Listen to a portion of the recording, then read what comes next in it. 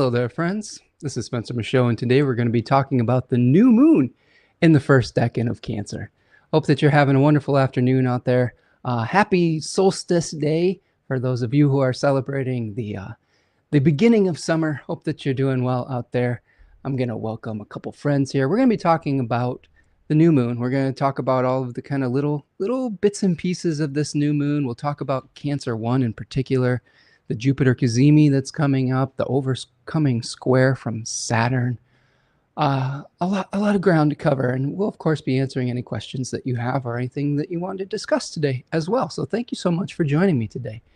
Have a few friends stopping in here. I'd like to welcome Rachel Fletcher is here. It says happy solstice from Roanoke, Virginia. Nice to see you, Rachel. Hope that you're having a beautiful beginning to summer over there by you.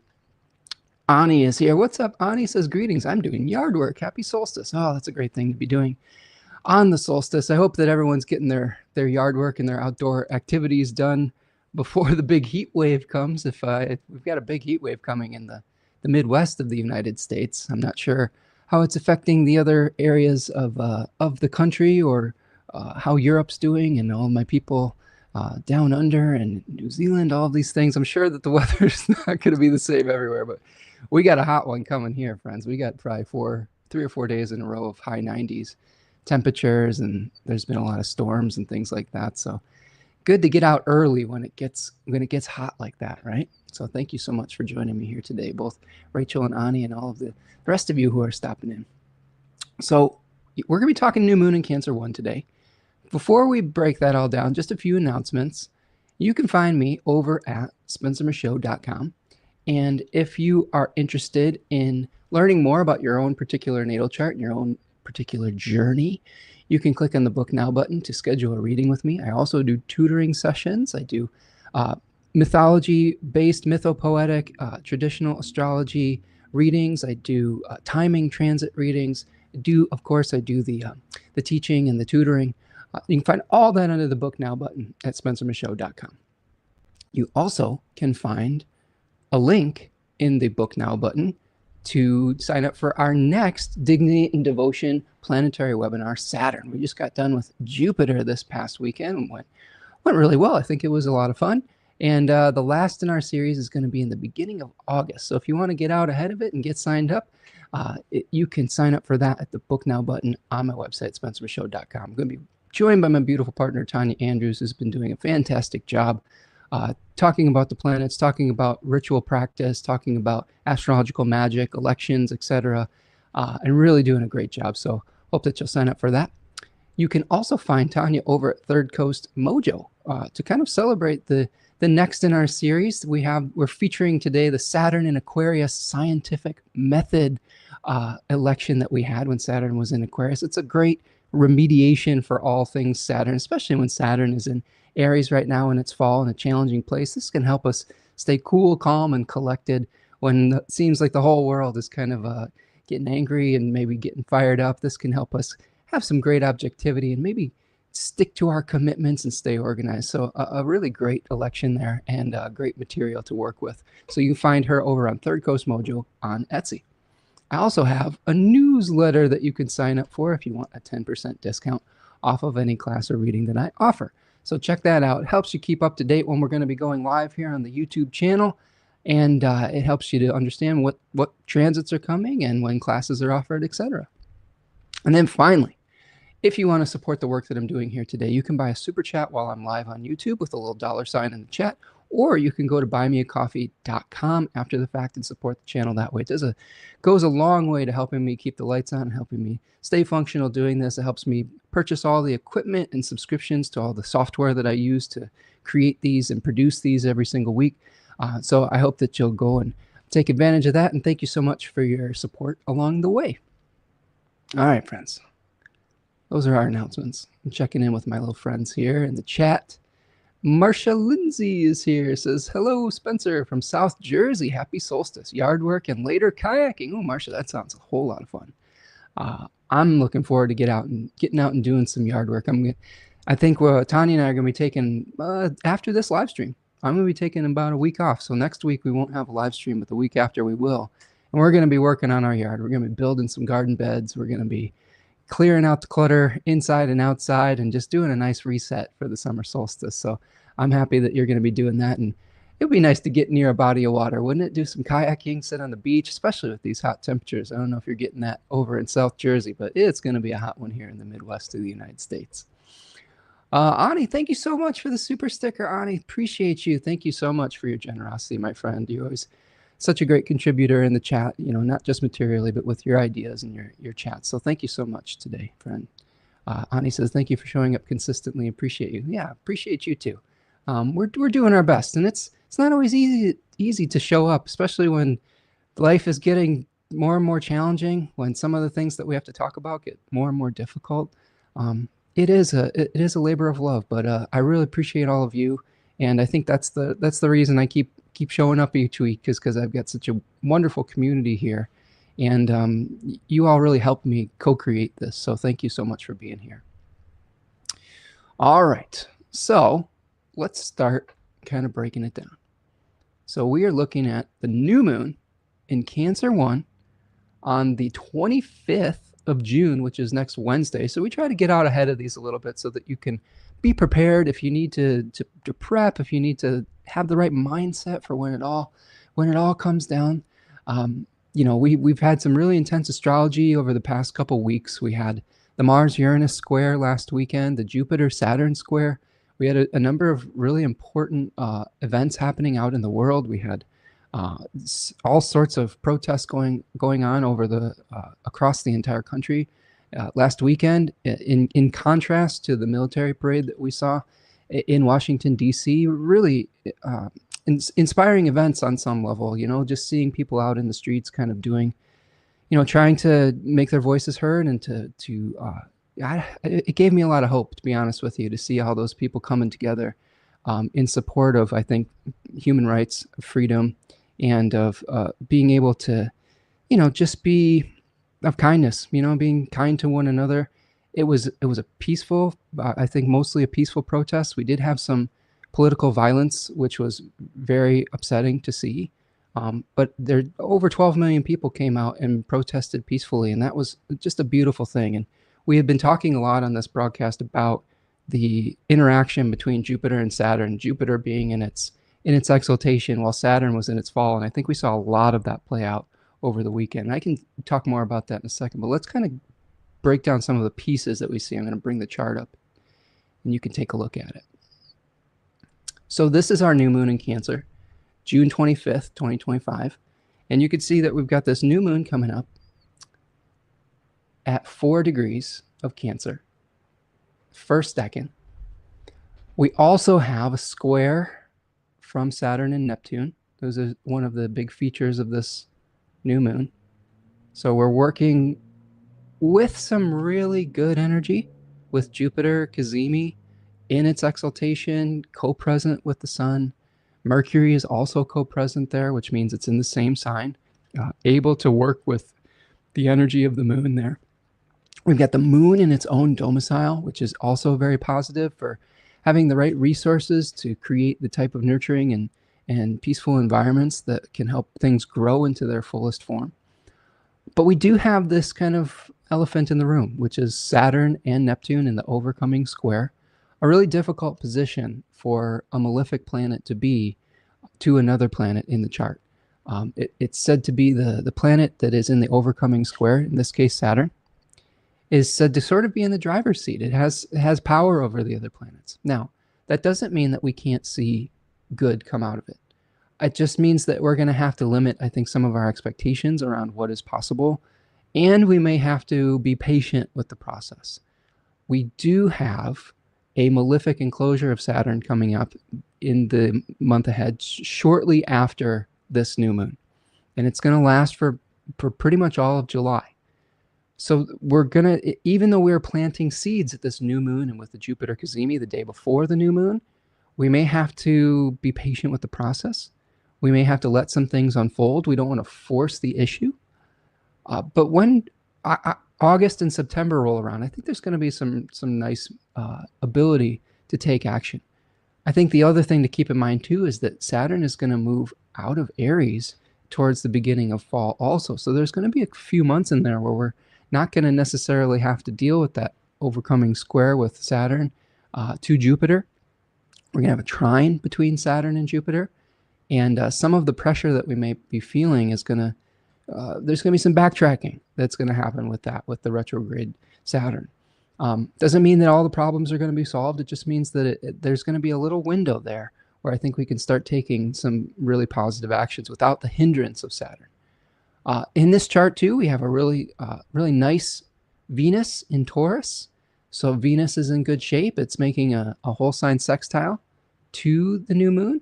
And Mars is making a sextile, a really tight sextile to the new moon. So we may be able to use our skills and use our ability to organize our lives to create some good fortune, some good harmony out there. I know that part of what our goal on our little mini vacation that my partner and I are taking in the week ahead is to just clear out all the clutter, just to give us a nice reset.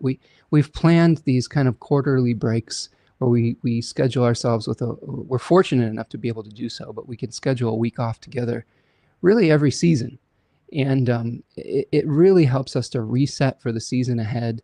We plan them at the beginning of each season so that we can kind of make plans and have some space to think our thoughts and let the new season unfold. And I think it's really valuable, that space that we are able to create.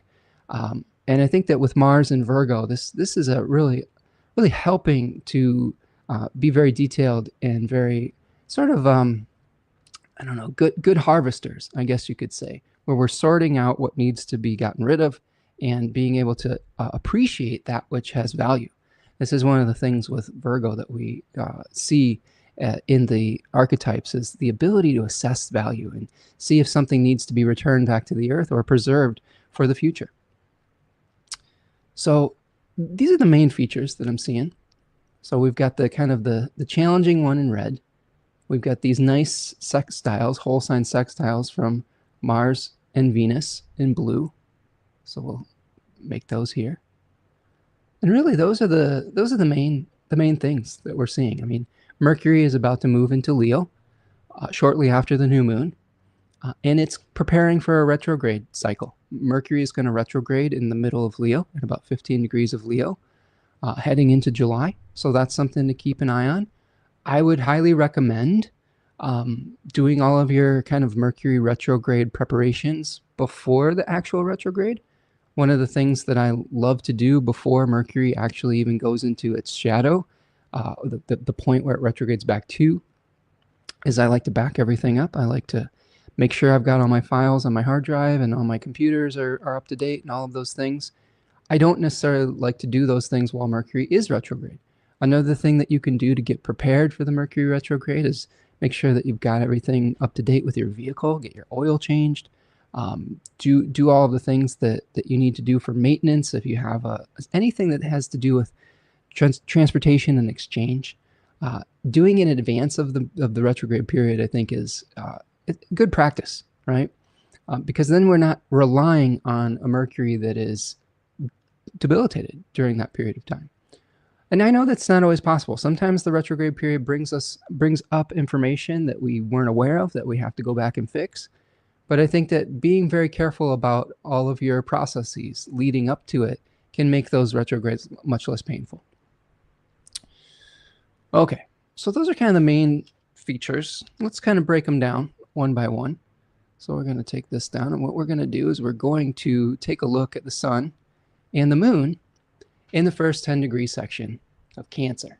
Okay, so this is a decan that is associated with the Two of Cups. And this is a very different energy than we saw in Gemini 3, the previous decan. In Gemini 3, we had the 10 of Swords, where somebody was having a pretty bad day with 10 swords sticking out of his back. We had to make a choice about a decision. We had to let go of some of our options and decide what we really want to infuse our love, nurturing, and protection into so that we can grow it to its fullest potential. And here we see that beginning of love. The book T and Book of Thoth call this the Lord of Love. And this is a sephira associated with the twos, where we see this chokmah, this flash of awareness, this emotional insight, this sort of feeling of like, oh, I really like this. I really love this. So you might be, instead of like feeling doubt and ambiguity about what you want, which is sometimes a Gemini hallmark, you may start to say, hey, you know what? This is what really makes me feel passionate. This is what makes me feel animated. This is what makes me feel those little tingles and butterflies in my stomach. So nurturing and maternal care, like Austin Coppock in the 36 Faces calls this deck in mother and child. Nurturing, maternal care, union of body and spirit. This one's interesting because when we talk about union of body and spirit, often what we're referring to is the rising sign of the Thema Mundi, which is a teaching tool that ancient astrologers used to teach about the nature of astrology. And Cancer is on the ascendant of the Thema Mundi. And that's really fascinating because with Cancer on the ascendant, that is the point where we see the union of body and spirit with the planets kind of rising at the sunrise, right? We also have an association with what is called the gate of men, or the gate of humanity, where there was some ancient literature about souls entering into the physical world through the gate of Cancer, or the Tropic of Cancer. So there's all sorts of influences of birth, of unity. And this card and this decan reflect that. Now, there is a spirit in this decan called Nike, which is the winged goddess of victory. And really the Nike part of this, I think, is related to the major arcana card that we have for Cancer, which is the Chariot. And of course, the body is the chariot that moves us through this physical world.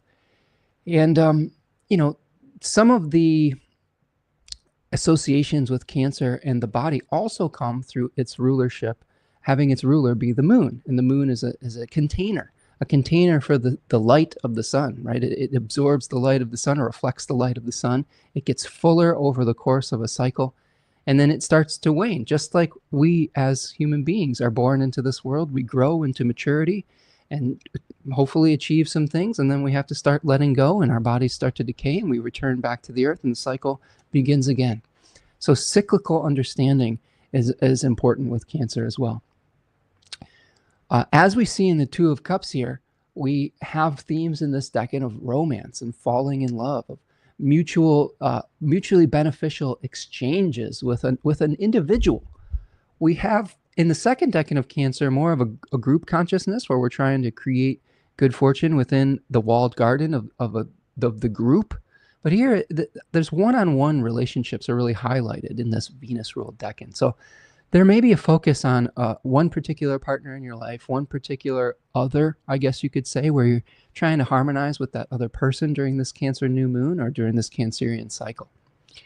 This decan helps us appreciate beauty in others. So what do we love about another person? How do we see the things that we love about ourselves reflected in that other person as well? That's something that I think attracts us in relationships, as we see things that we like about ourselves in another person. We also can see things that harmonize some of the things that we may lack. We might be helping to balance out our energy with someone who is very different than ourselves. So harmonious relationships are another theme of this decan. So questions we can ask ourselves specifically about the decan with the Sun and Moon in Cancer 1. What do you need to feel nurtured? How can you offer your support to another in a balanced way?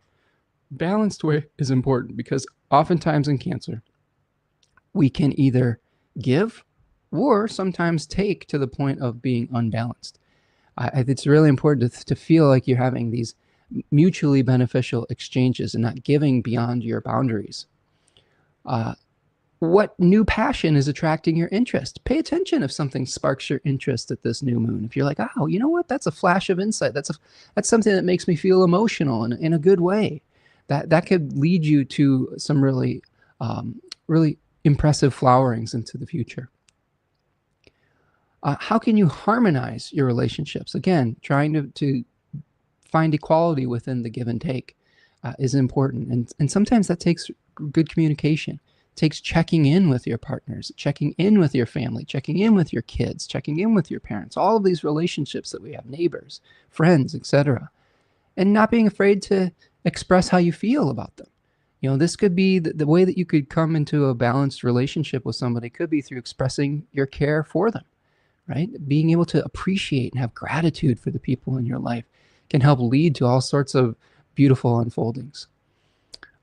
is this pairing mutually beneficial? These are good questions to ask when we have planets moving through here.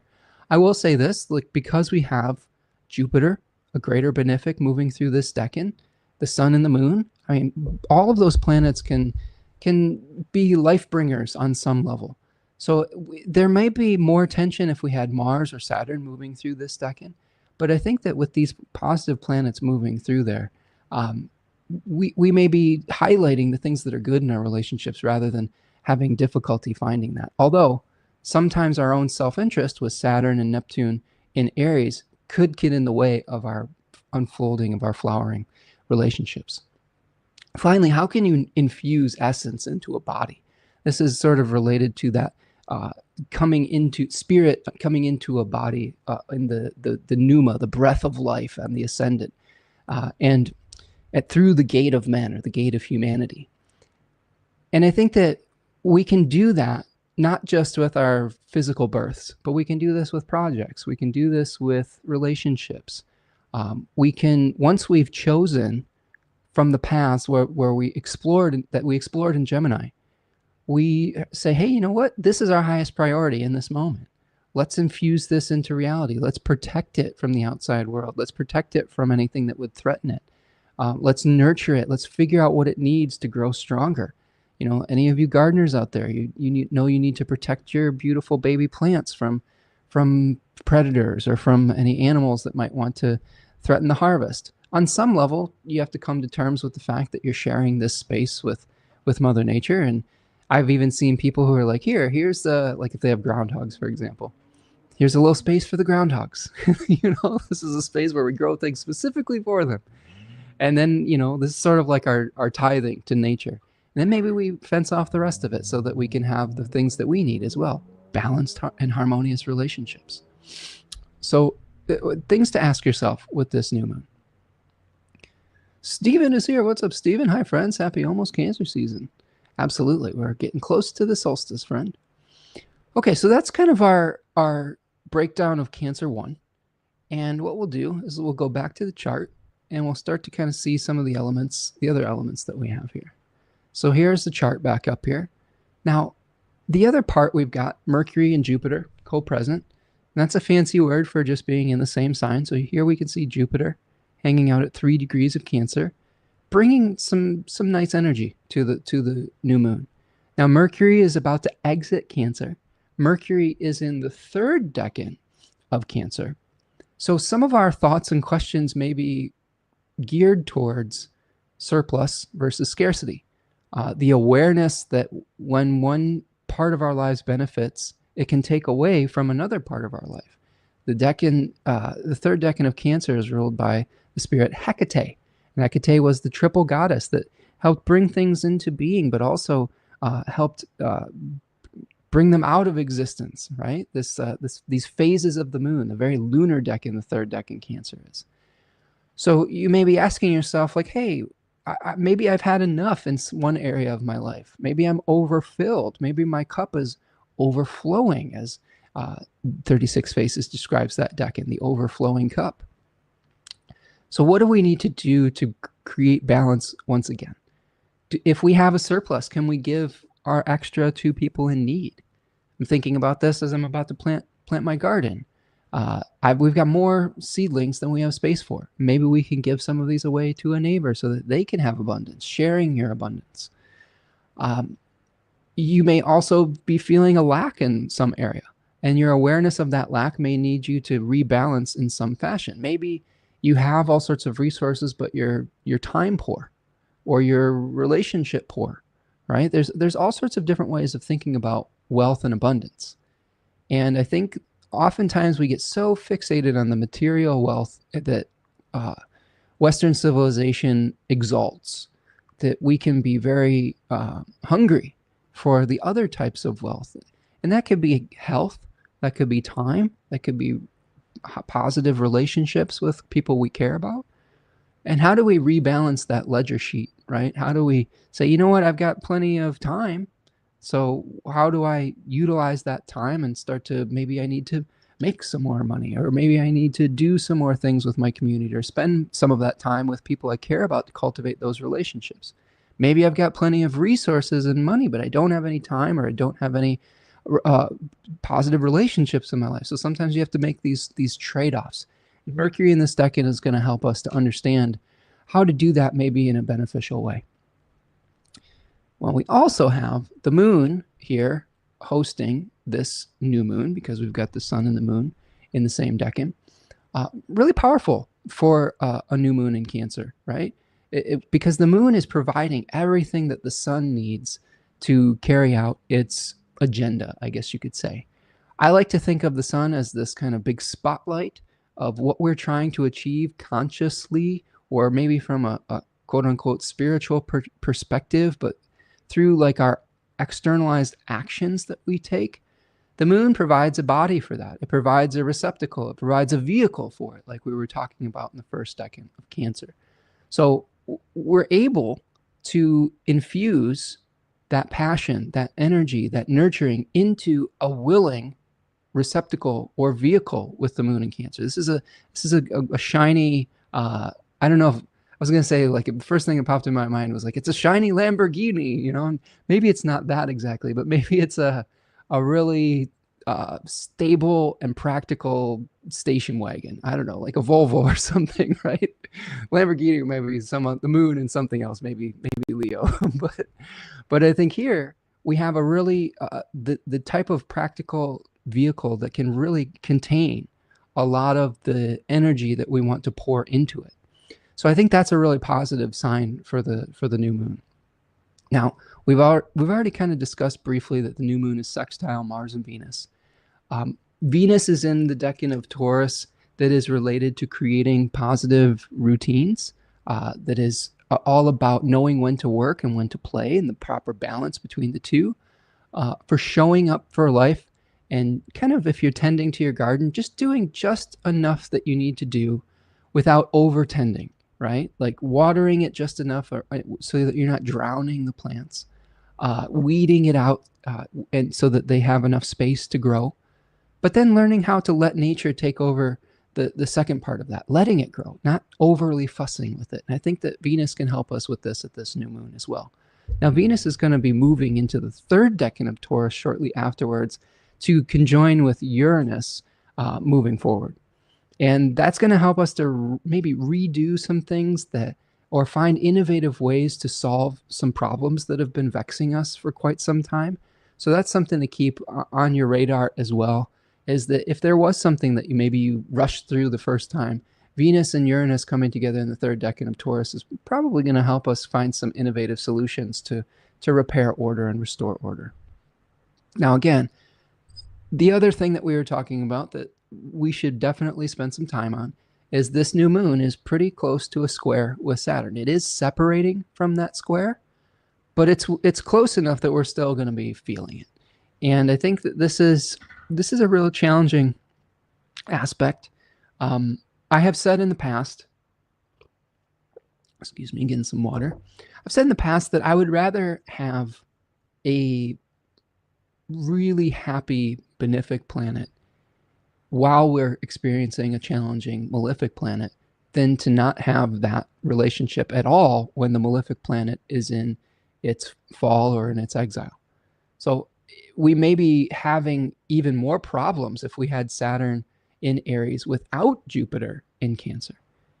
In this case, we still have some hope, right? We still have some ability to have faith in the process, as we saw with the outpouring of the No Kings movement that we saw over the last weekend. To me, that was very Jupiterian in nature. There's all sorts of other aspects we could talk about with that. Yes, there was a Moon-Pluto conjunction in the first decan of Aquarius, which could be a representation of that. We had the Jupiter-Saturn square and the Mars-Uranus square. But I really think that when we talk about liberatory movements, Jupiter, aka Zeus, is one that has been associated with liberating his siblings and restoring peace and order to the community, right? So that if you go and look up the stories of Zeus, he helped liberate his siblings from Kronos, Saturn, who had swallowed his siblings because there was a prophecy that they would overthrow him. Well, that prophecy ended up being correct, because Zeus, as a little baby, was hidden away from Kronos, so he couldn't be swallowed. He was replaced with a big boulder that was in some swaddling clothes, and Kronos, aka Saturn, swallowed that instead. Rhea, his mother, was tricking Kronos. So this was a future liberator that was hidden away in secret. Now, I think that's very interesting to me too, because many of the movements that we see that are liberatory movements, when they're born under very oppressive circumstances, like something we're seeing play out in various countries, America included, with the rise of authoritarianism and of oligarchy. Sometimes the movements that we have to put together have to be behind the scenes. Sometimes we have to protect the very vulnerable, impetus towards change. Because if the people in power catch wind of that, like Kronos, you're going to get swallowed up. And I think that the symbolism is very interesting to me. But we did see, I think, a preview of maybe what is to come, especially in the fall, of the desire for people to not submit to this oppressive regime, and really standing up against some very horrific acts that we've seen over the course of the beginning of the year, with all sorts of people being taken away, exiled, kidnapped, etc. All sorts of violence being perpetuated against some of the most vulnerable people in this country and in the world right now. So again, that gives me a little bit of hope, but I think we could see that within the liberatory energy of Zeus, aka Jupiter. Ani says, no Lambo? Right.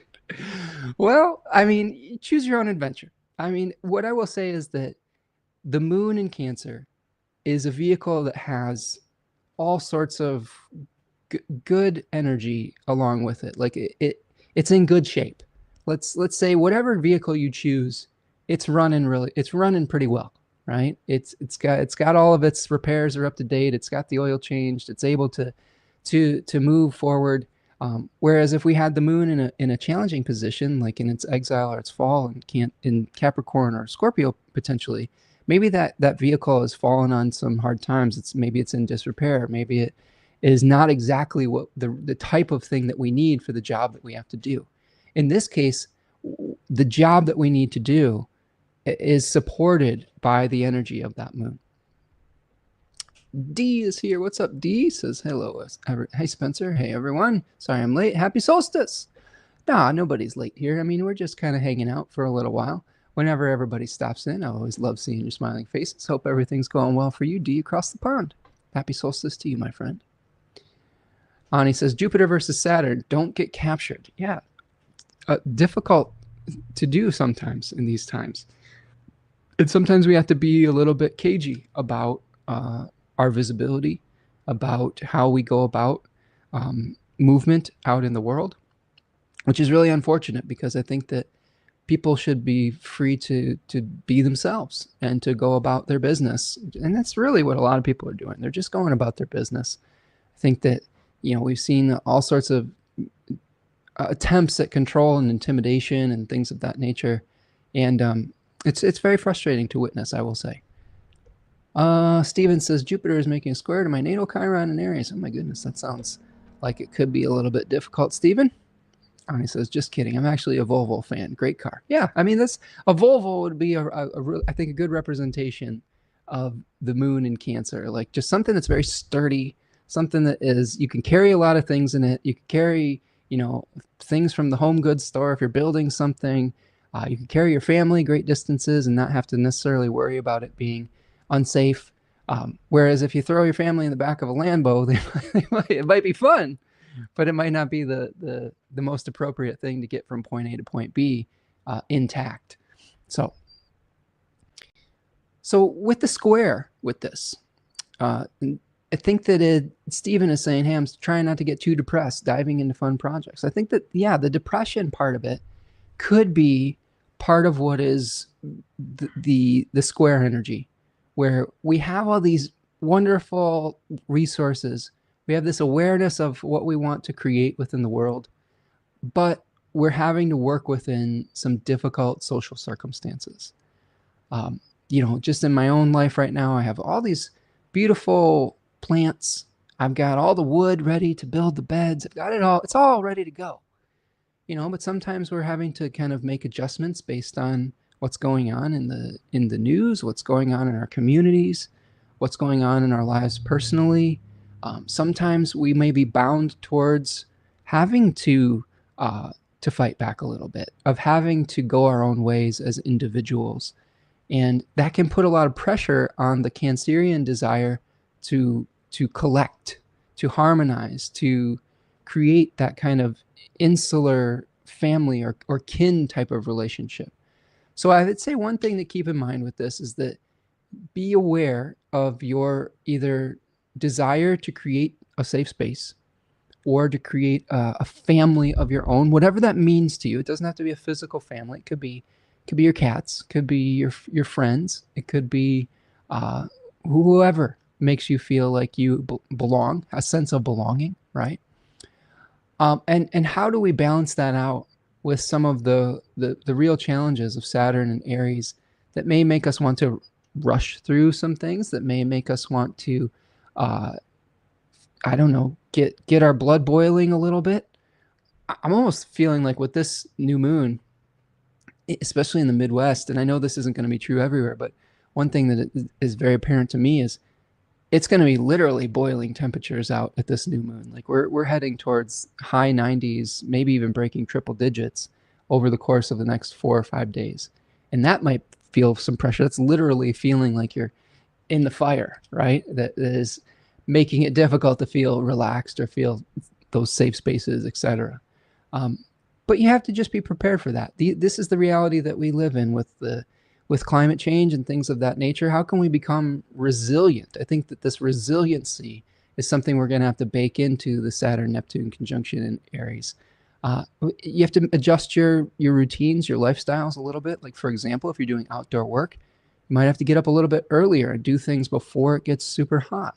You may have to pace yourself. You may have to drink more water. You may have to be much more cognizant about your emergency routines. If you have an ability to stay cool if the power goes out, like if everyone's running their air conditioner 24/7, what happens if the power goes out? Sometimes the power companies will have intentional brownouts to put less pressure on the grid. And what do you do in those circumstances? How do you stay safe within those circumstances? So I think being prepared, and which is one thing that astrology really helps us to do, is I think really important as we move into this summer.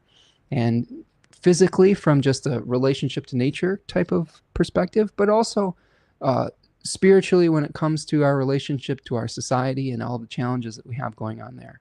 The other big elephant in the room right now, as I'm recording this, the prospect potentially of conflict, of war, right? We have all of this saber rattling that's been happening over the last week, especially with the conflict with Israel and Iran.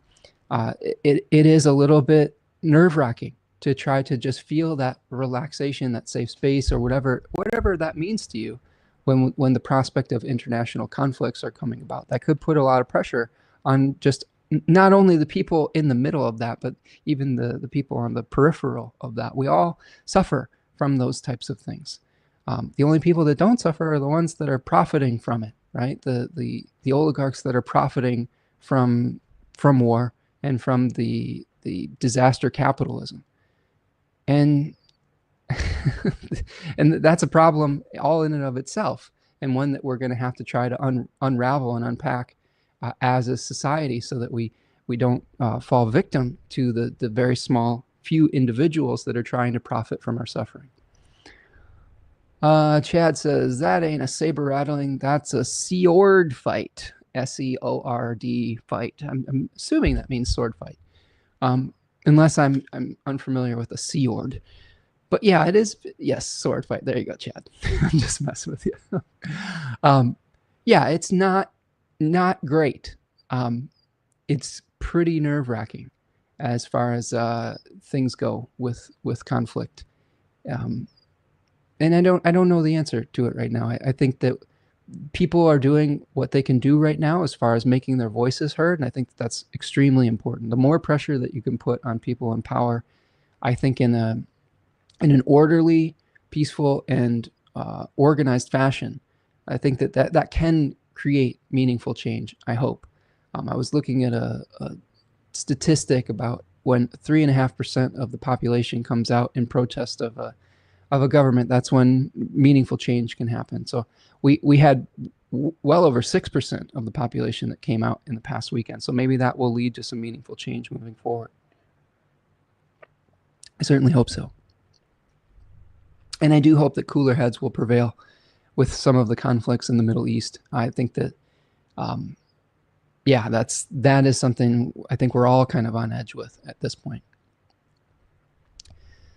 So that's the overcoming square with Saturn and Neptune to the lunation. And I think that this is kind of life sometimes. Sometimes we have some really great things happening alongside some extremely horrific things. And it can be very hard to compartmentalize those things in real time. But I do think that's going to test our ability to do so. How do we stay present in gratitude and in our own inner peace, even if things around us are chaotic? How do we advocate for external peace so that we don't necessarily have to continue to witness or experience the suffering that can come at the hands of oppression? All of those things are things to ask yourself at this point in time.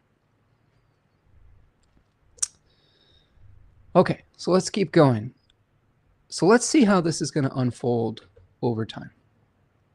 So the first kind of point in time that we want to look at is the day before the new moon, because it is important enough that I think we should unpack it. So we have the Jupiter cazimi happening before the new moon at 3 degrees of Cancer on the 24th of June.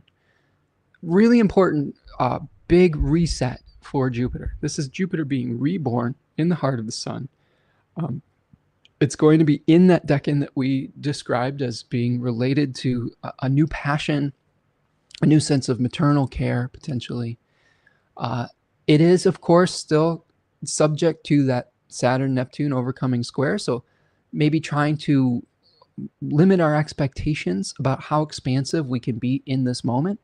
Sometimes when we have international conflict happening, we have to be realistic about how we're going to be able to utilize our resources.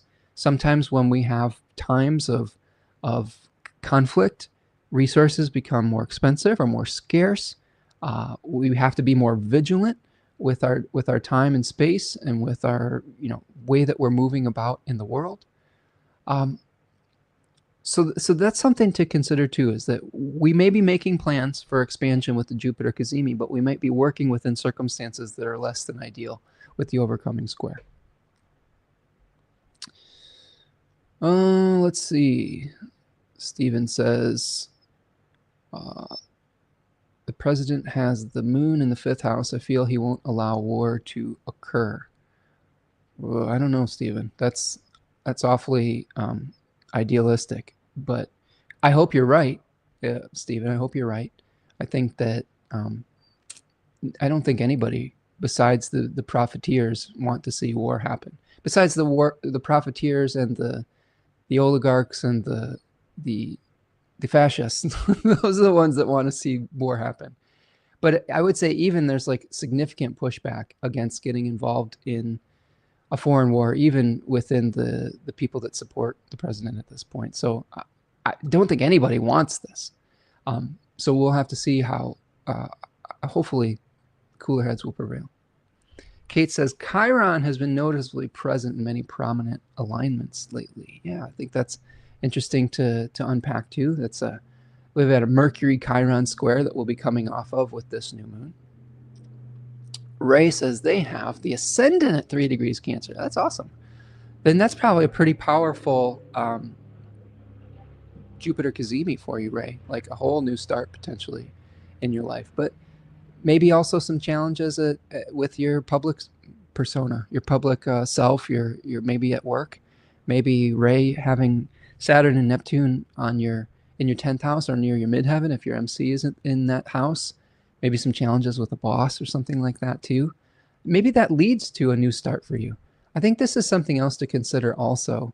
I think that when we are feeling this pressure or oppression, sometimes that can lead to some very significant changes.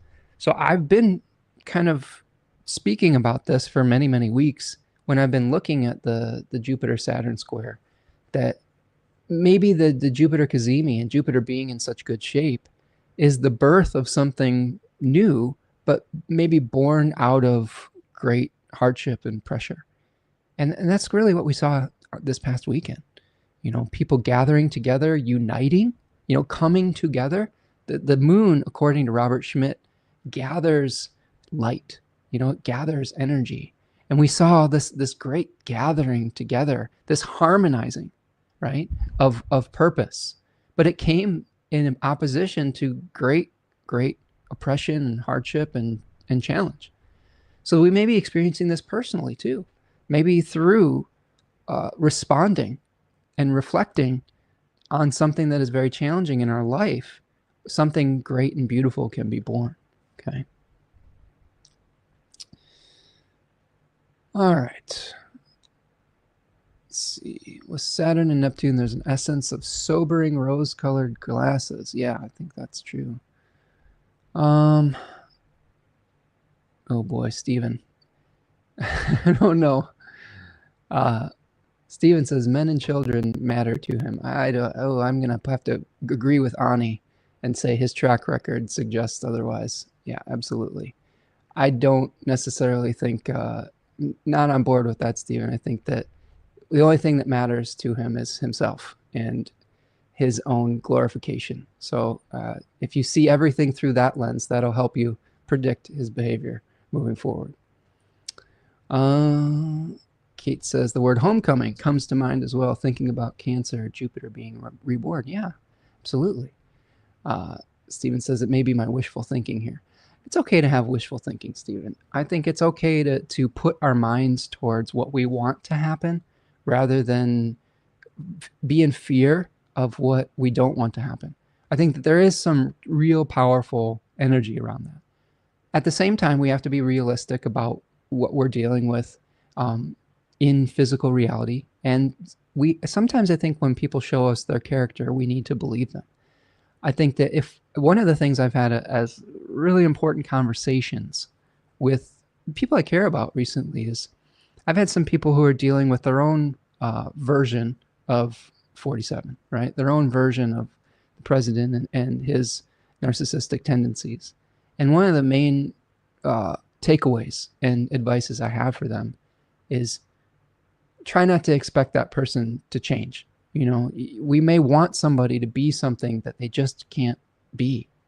And if we continually hope that they're going to change and be something different than they are, that just leaves us open for being hurt over and over and over again.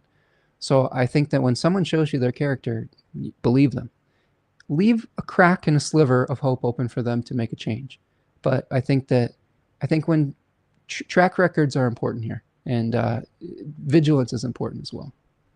Ani says, I was optimistic he wouldn't be a warmonger, but the puppet follows the strings that are pulled. That's also a very good point.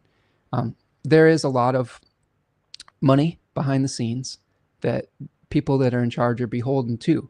For those of you who aren't like super hip on like government politics, etc., I know that this word gets thrown around quite a bit, the word fascist or fascism. And people are critical of applying that to anything that they quote unquote don't like. But really the definition of fascism is when a corporate entity becomes in control of a public government, the privatization of everything in the public sphere. And when that happens, all sorts of atrocities can be perpetuated in its name because people are prioritizing profit over human rights, human needs, etc. And I was asking, I was like Tanya, I have an interesting conversation on this. Why is this, you know, how does this even function? And Tanya's like, well, people will continue to manufacture fear to say that, hey, we have to have this type of authoritarian type of regime or rules, etc., because there is this manufactured existential ever-present threat. You see what I'm saying? Like, because, and I was like, oh, well, and she was like, because otherwise it has nothing to offer. Like, otherwise it has literally nothing to offer as a form of government, you know, in service of the public good. It has nothing to offer other than profit for a very small part of the collective. So this is something to keep in mind, is that there will be a continuation of manufacturing of fear-mongering. And here's the other thing I'll say about that. Having had experience with someone who is, with some people in my life who have had these similar tendencies. There's always a manufacturing of chaos, a manufacturing of something to be afraid of, some problem, because they don't have anything else to offer. Don't take the bait. That was what was so beautiful about the No Kings protests and all of the gathering together, is people didn't take the bait. They were able to express themselves, to gather together, to show their opposition to the way things are headed in this country.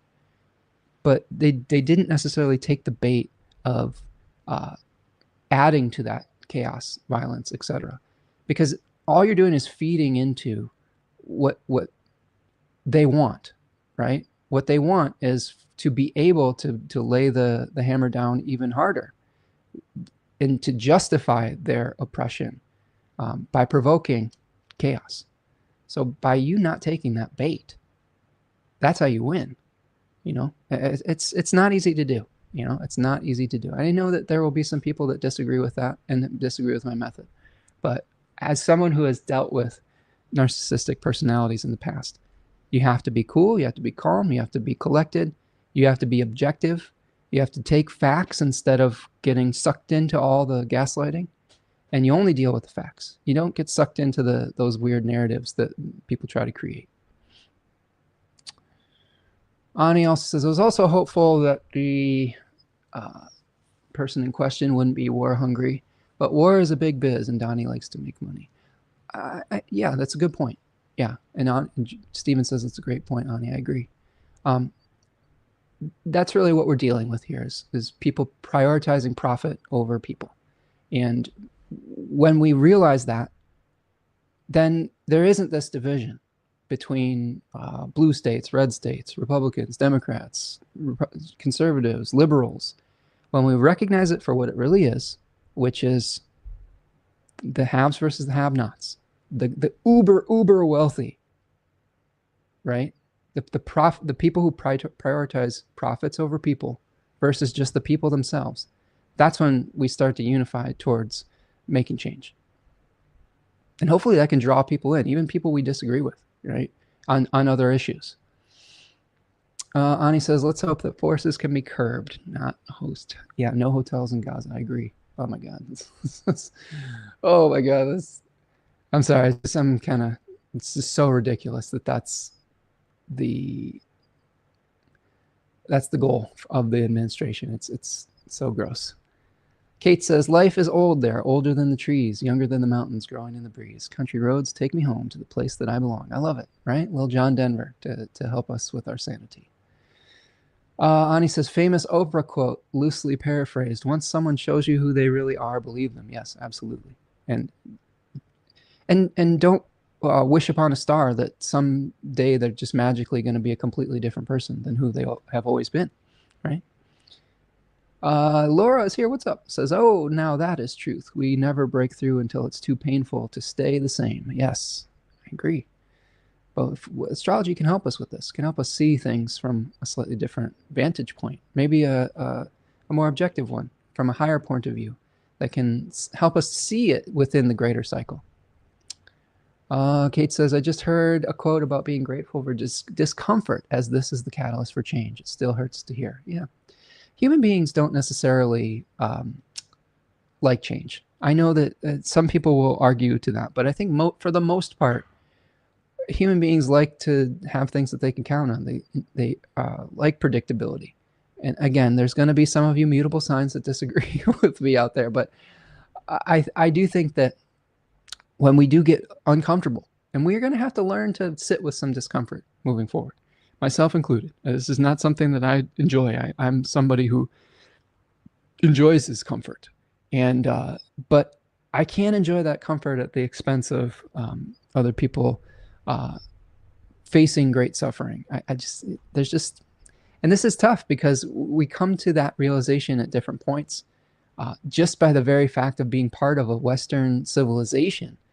Our comfort has been created on the backs of the suffering and the exploitation of others, in either in other countries or even of people in our own country. And coming to terms with that is a tough realization. And I get it. Most of us are just trying to make ends meet from one day to the next. And we're just trying to make it through this thing called life. We've all got challenges in life. But I think that we can advocate for systemic change while we're still going through those everyday challenges as well. Rachel says, thanks, Kate, this West Virginia native. Enjoyed that, right? So get listen to John Denver. One of Tanya's favorite albums is the John Denver Muppet Christmas album, which we play every single year, which is part of her childhood. I love it. If you haven't checked that out, go check out John Denver Muppet Christmas. It's amazing. Yeah. Okay. Some really great comments here. I don't know if I have time to get to all of them here today. Kate says, the sextile to Mars and Virgo, maybe this lends to effective strategy for the Cancer new moon. I agree. And I think that I will unpack that here, because the Jupiter Cazimi sets off a series of events. And what we're going to see, and we'll get to this, but the malefic enclosure of Jupiter, I think, is going to test our ability to work through some of the challenges of this. Now, I'll unpack that for you. But so we have the Cazimi on the 24th, the renewal of Jupiter in the heart of the sun.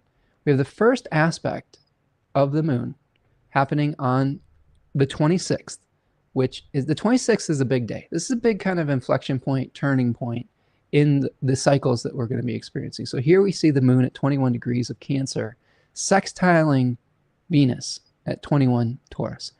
Generally, when the first aspect, when the moon is being released from the bond, right, released from the 15-degree arc of separation between the sun and the moon, conjunction or opposition, that can give us kind of the vibe of whether this moon is going to be flowing with more ease or whether there's going to be more challenging, more prickly energy.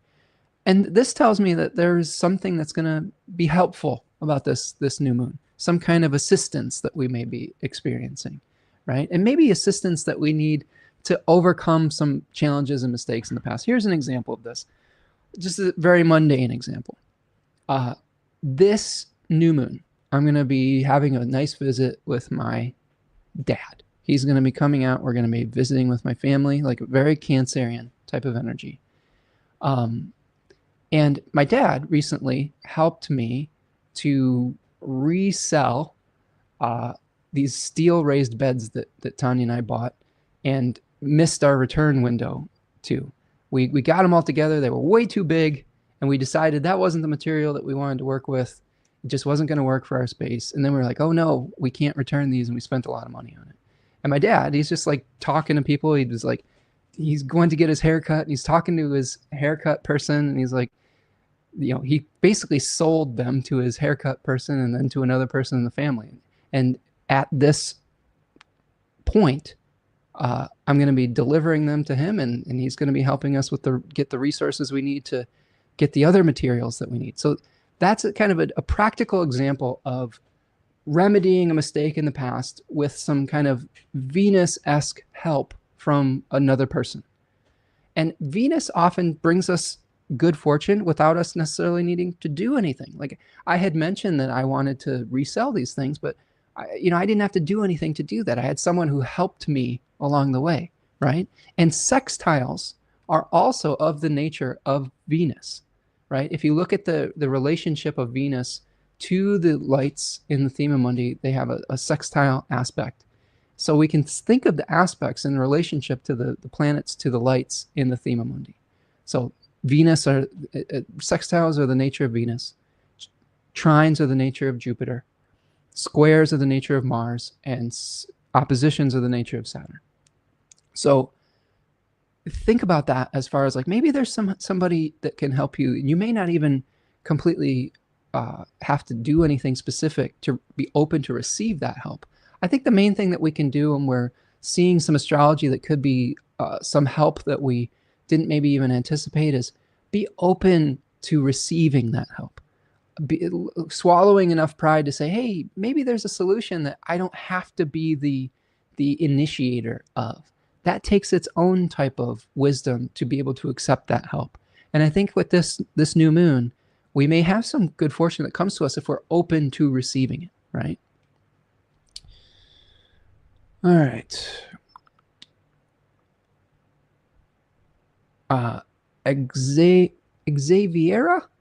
Xaviera Escobar is here. Hello, my friend. Can I call you X for short? Like, says, I'm not sure if I should start from the beginning or just sneak in here. Much love to all. Hey, you can do whatever. You know, it's just nice that you're here, friend, and I hope everything's going well for you, Xaviera.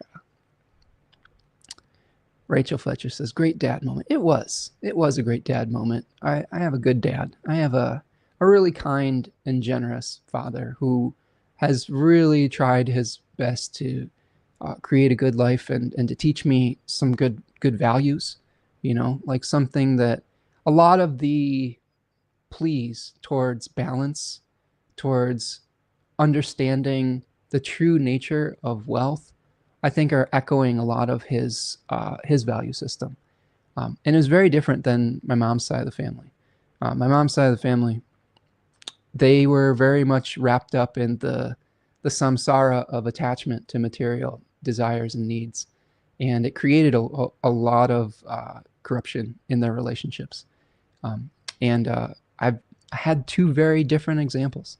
And I'm really glad that I got to see my father giving a different example. And I got to, I think for the most part, choose his way of life more so than the other way. Not to say that my mom didn't teach me some wonderful things. She did. But overall, the way that they carried themselves in the world, he just had some really great life lessons.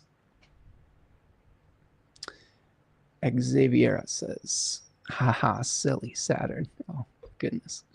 Yeah, Saturn is providing some challenges in this chart, friend. Okay, we'll get to that. We'll get to the middle of July in a second, Stephen. So let's unfold this a little bit. And on that day, June the 26th, we also see a number of sextiles.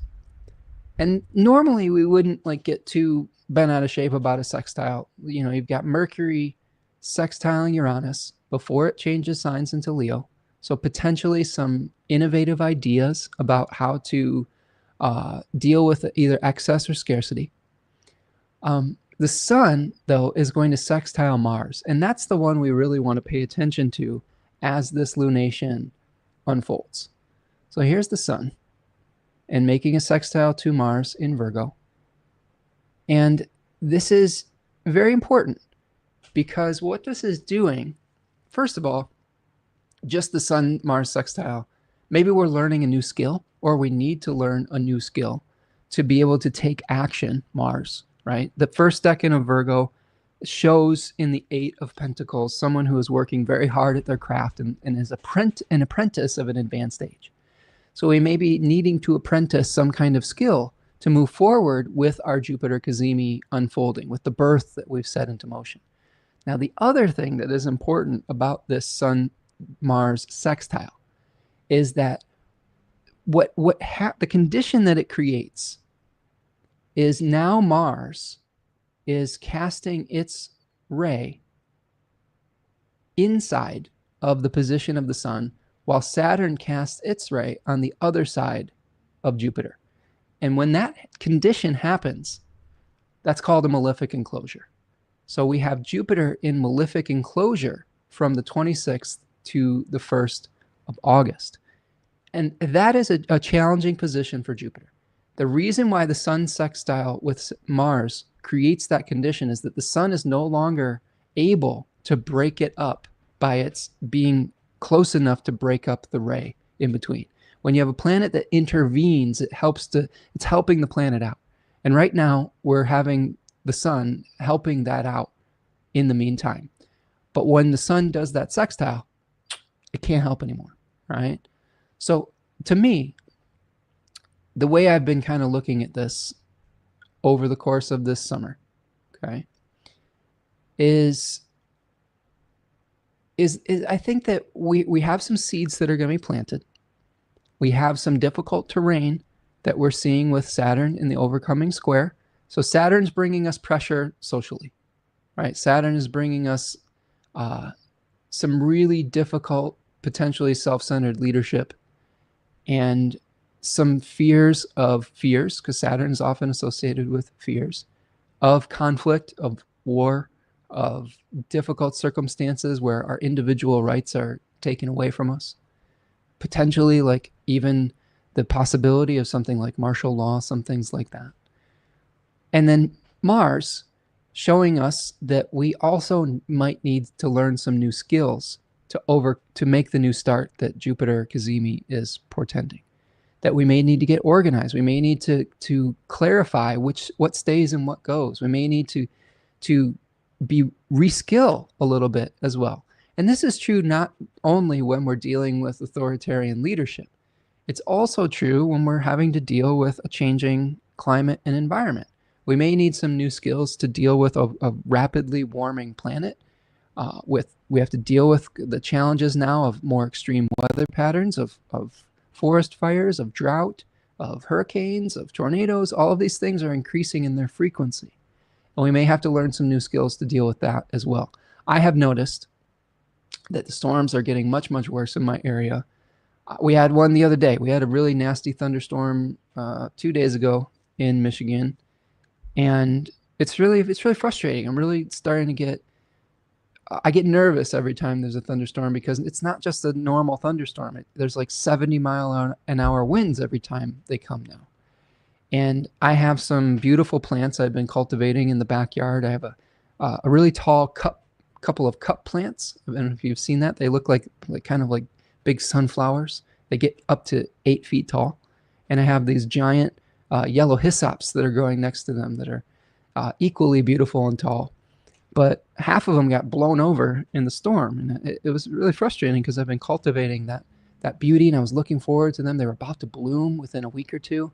And then half of them just got blown over and uprooted. And now there's no way for them to absorb water. And I've tried to stand them up and fix them, but some of them are not going to make it. And I think that this is some of the experiences we might having to make adjustments towards. Is we have the possibility for all this abundance and beauty, but sometimes there's going to be some circumstances that are outside of our control that may limit the ability to enjoy those things. Whether it's the social circumstances, the international conflicts, or climate change, or things of that nature, all of those things can lead to a need to be a little bit more realistic about what our expectations are. Oh, okay. Javiera. Am I saying that right? Javiera? I'm just, yeah, always correct me if I'm saying somebody's name incorrectly, or if I'm saying your name incorrectly. As a Venus and Gemini, I want to get it right. Okay, so thank you, Javiera, for being here today. Yeah, it says it's a Latin American name. Happy to be here and happy to have found you in the past year. Yeah, excellent. You have to let us know where you're stopping in from, Javiera. And I'm appreciative that you're here today, friend. And Kate says it's a beautiful name. I agree. I will say one thing, Stephen, when we're doing the live streams, sometimes I won't be able to get to all of the questions about personal transits. If one of the things is if you all have comments on the nature of the full moon or the new moon, or in the astrology of the moment, that has value for the entire audience, that can be something that I will put up there, and I think is more apt to talk about. if we have too many questions about personal chart placements, that's probably something that's better to reach out for a reading for. Although I will take a few of those questions every once in a while, because sometimes we can show as an example of how it might affect us personally. But I can't do too many of those today. Laura says, ditto, Stephen, as it will also square my Venus. Well, you know, it's okay if you all want to have conversations about it. I don't want to be the conversation police, right? Like, you all can have all those conversations. It's just, if I skip over some personal chart questions, it's not anything personal, just it's in the interest of time and in the interest of the questions having some kind of meaning for the collective as we were doing this. Sometimes I may have to focus on ones that have a more collective kind of thing. Let's see. Okay. So that's our malefic enclosure. It's going to start from the 26th and sustain all the way until August 1st. I believe there is a Venus-Saturn square that ends the Jupiter malefic enclosure, because then one of those planets is, Venus is going to be casting its ray in between. So I think we were just going to have to buckle in for some patience. I think that we're going to feel the spark of something that we want to create, that we want to expand, that we want to liberate.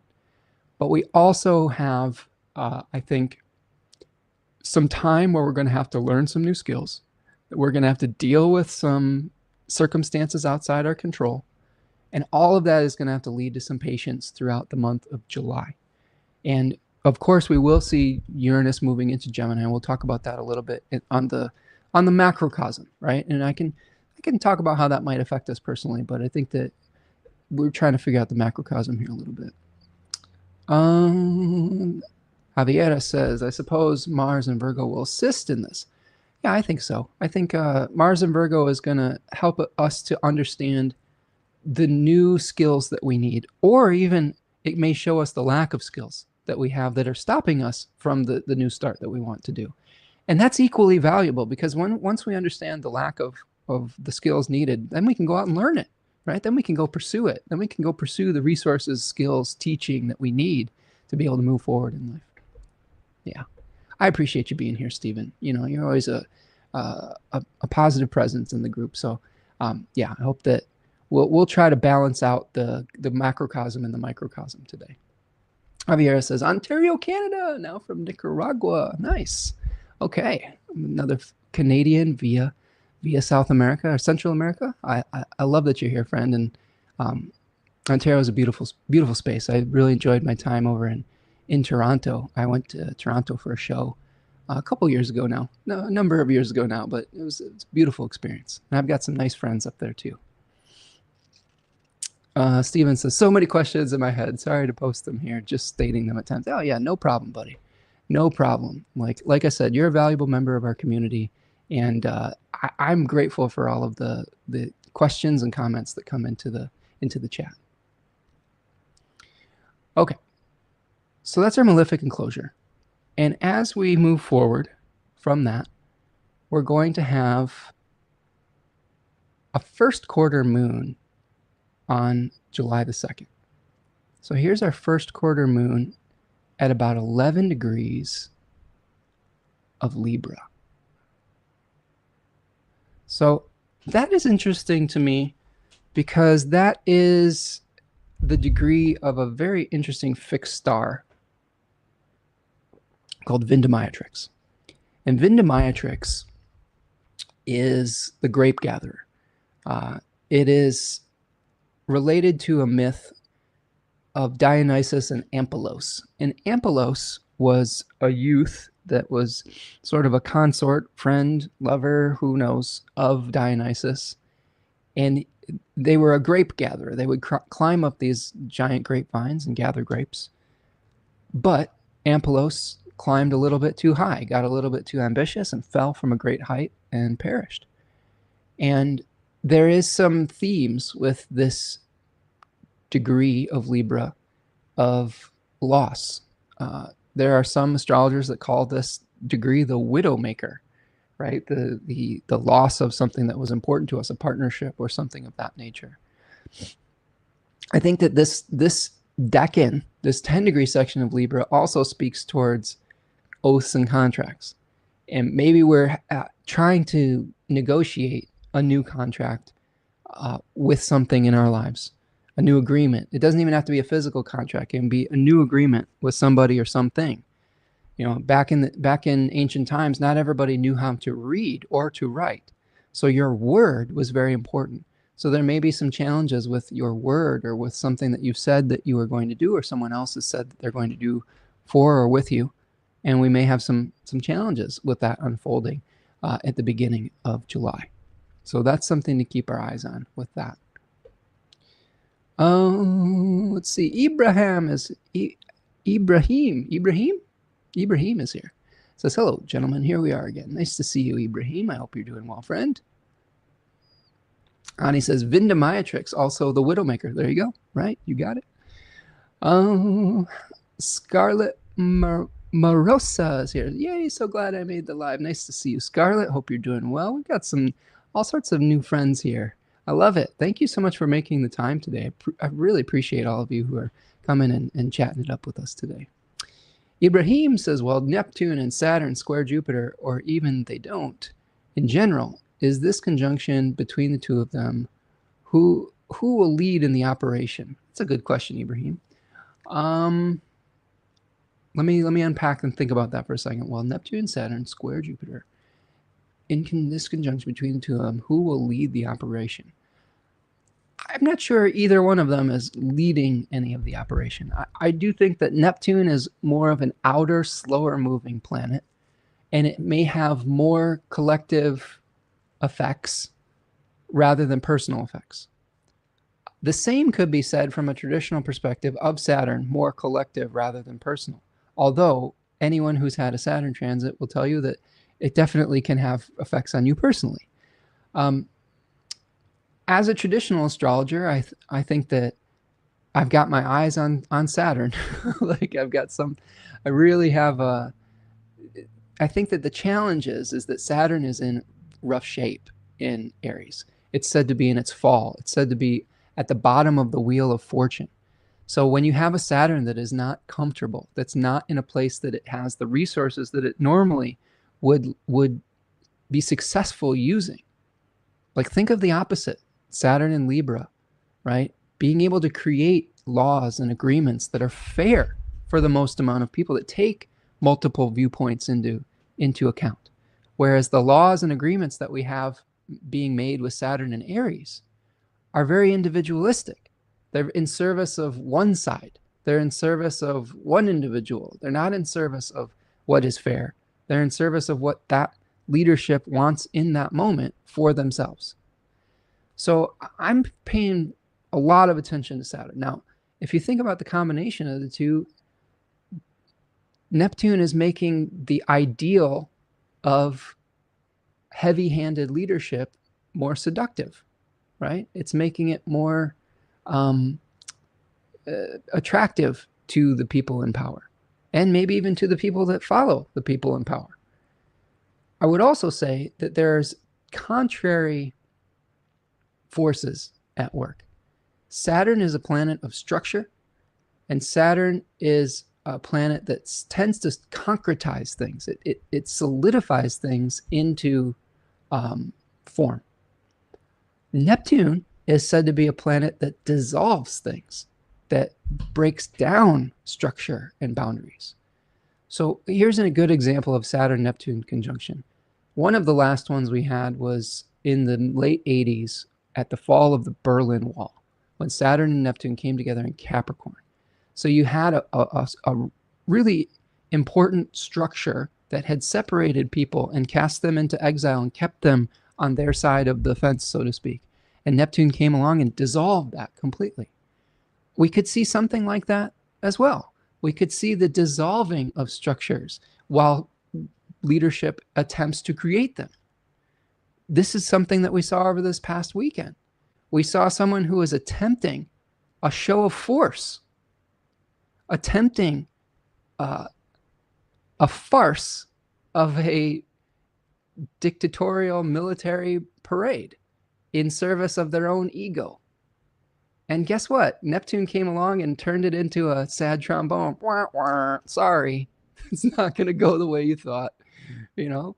And in regards, in opposition, you know, people came out completely in opposition to that display of narcissistic power. So to me, that was a pretty good example also of Saturn Neptune, of like, hey, someone was trying to make a show of force and it just completely dissolved and went out with a whimper right in front of everyone. It rained, like it was, it was not organized. It seemed like the soldiers weren't even really into it. You know, they were walking out of step. You can't tell me, friends, that people who have learned to march in the military don't know how to step in time. They do. They just didn't want to. Like, so take that for what you will, right? So I hope that answers the question, Ibrahim. Ibrahim says, wow, this is a good explanation of Saturn and Aries. Thanks, dude. It makes sense. Good, good. And we'll keep living into the answer. We'll keep living. Like, I don't think I've only lived one Saturn and Aries cycle. And I was, oh boy, how old was I? I was like 14, like maybe something like that, 14 or 15. I was in high school. So I'm sure that I experienced some of it in a way that was painful, but I was a teenager, so almost everything was painful at that point, or at least my perception of it was. So we'll have to see it through a new lens and new perspective. Laura says, sounds like that enclosure may lay the groundwork and give us clues to what Mercury retrograde is going to be too. I agree. Yeah, the retrograde, I'll show you that in a second, but that's going to be happening in July at 15 degrees of Leo, the Mercury retrograde. So, let's see. Ani says, I like the lighter association with Dionysus better. With Venematrix or with Neptune? I think sometimes there's been associations with Dionysus and Pluto. Not sure about Neptune. Maybe Dionysus. I know Richard Tarnas has some ways of contextualizing the outer planets. He associates Uranus with Prometheus, which I think is a really good description. I think that he gave Pluto a Dionysian nature. And then I'm trying to remember the way that he was contextualizing Neptune. But I digress. Javiera says, it's been rough, but I've been sticking to my Saturn ways. It has served me focus, and now I've been resting much more. Cancer has helped with caring for my needs as I nurture my daughters, and so do myself. Oh, that's good, right? Absolutely. And being able to take care of yourself can help you to be a better nurturer for your family. Super, super important. How do we stay centered so that we can be and bring peace to our situations that need the restoration of it? I try my best to center and ground myself before every one of these public appearances that I do, so that when I am kind of doing things in real time, and when people, sometimes there will be conflict in the chat, not often, because you are an awesome community. But sometimes I have to be able to keep my own center and focus and bring peace to the situation. Especially with astrology, sometimes some of it can be really scary. We can look at it and like, oh my gosh, look at this Mars-Uranus square. Like, that's scary. What's going to happen? And how do we be realistic about what could happen, but also try to maintain our centeredness and our peace as we're unpacking some of the things? I'm actually pretty grateful that the Mars-Uranus square, I think it could have been a lot worse. I think there were some really horrible things that happened, and we're still not out of the woods with some of those challenges for sure. But I think that there was a possibility for even more violence to take place. And I was really happy to see most of our experiences be peaceful.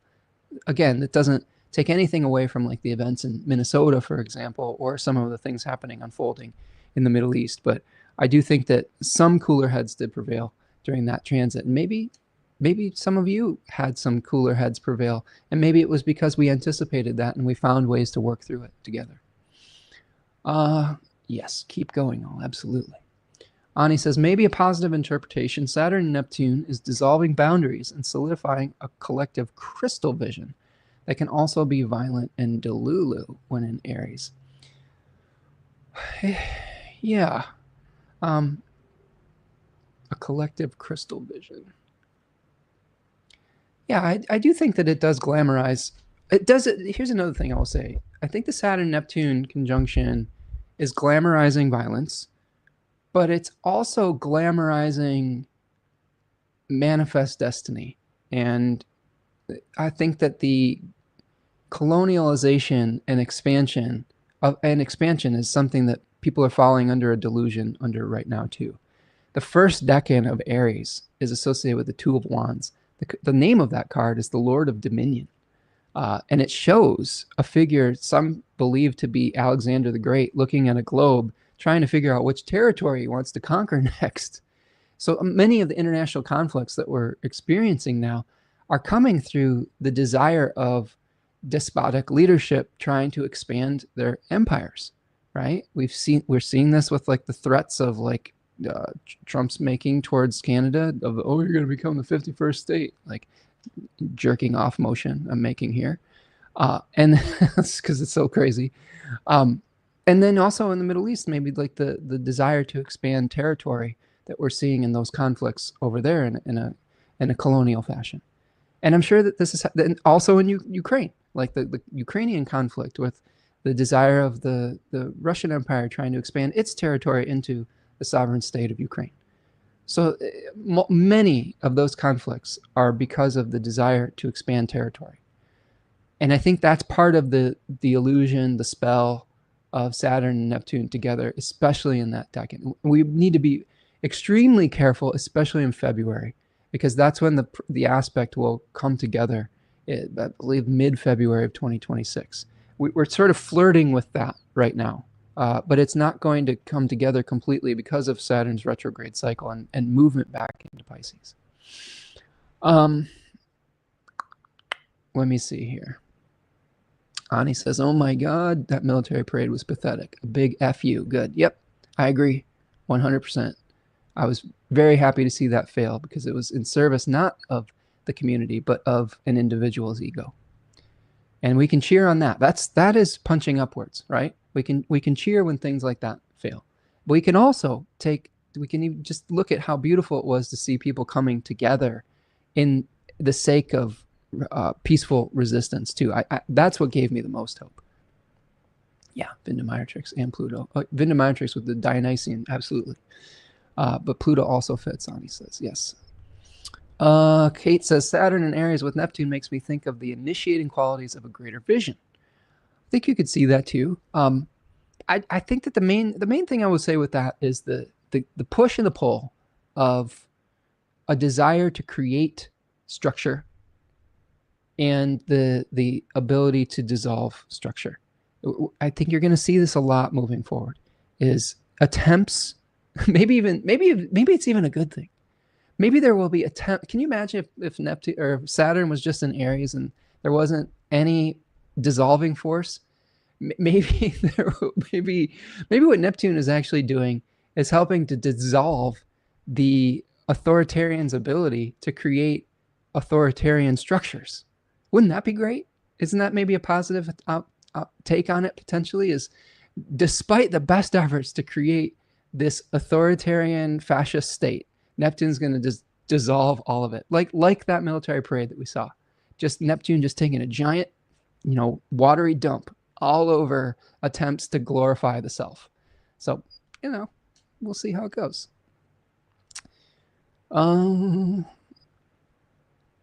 Stephen was 26 and 96 in college then, came across some interesting professors. Yeah, we were all at different life stages around that last Saturn transit. And that really colors the way that we experience it as well. Kate says, what we imagine to be built, the painting before the brush stroke strikes the canvas. Yes, I like that. Yeah, Kate says, although I'm an idealist. I'm an idealist too, Kate, with a healthy dose of practicality, I think, sometimes. Some cynicism at times as well. But I do agree that I think that we can acknowledge the reality of a situation and then also utilize that knowledge to create a vision of what we want to see and then take steps towards it. Ibrahim says, about Neptune, out of your experience, what do you think what do you think what happens more? Others deceive us, or we did that to ourselves? Oh boy. So out of my experience of Neptune, what happens more? Others deceiving us, or do we do that to ourselves? I think it's really hard to differentiate those two sometimes. I think that when others try to deceive us, we only become deceived when we let ourselves fall victim to it, right? And if you know you're going through a Neptune transit, checking in with other people about the reality of your experience is really important. I mean, this is the thing. Like, there's so much gaslighting happening right now in our collective, but when you understand that that is happening and you start to try to see beyond the surface of what they're saying, that can help you to ground yourself. And you got to take breaks from it too. I mean, I'm not following along with the news every single moment of the day. I would go crazy if I tried to do that. I keep abreast of the things that I need to understand in the moment for my own and others' safety. I try to keep educated about what is happening, not only in my own backyard, but globally, so that I understand how to contextualize it within the astrology and what types of actions I may need to take in service of the greater good. But I can't hang on every word of a crazy person. And I think that if we do that, then we are allowing ourselves to fall prey to deception.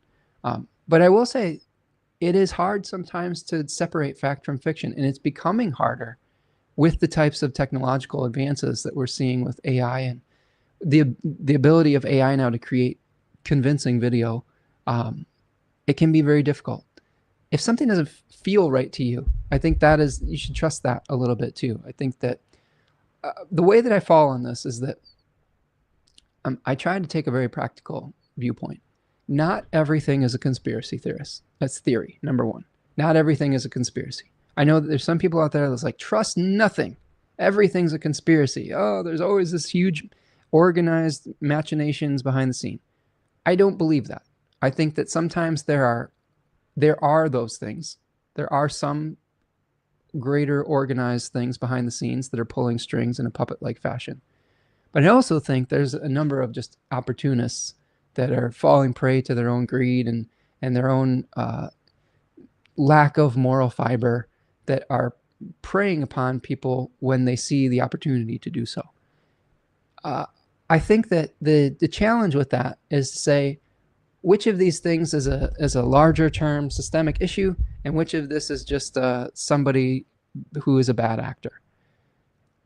That being said, you have to the opposite can be true. When you fall prey to the idealization of something that you think is a good thing, like that there's this good that is always happening in the background if we only wish and dream it enough.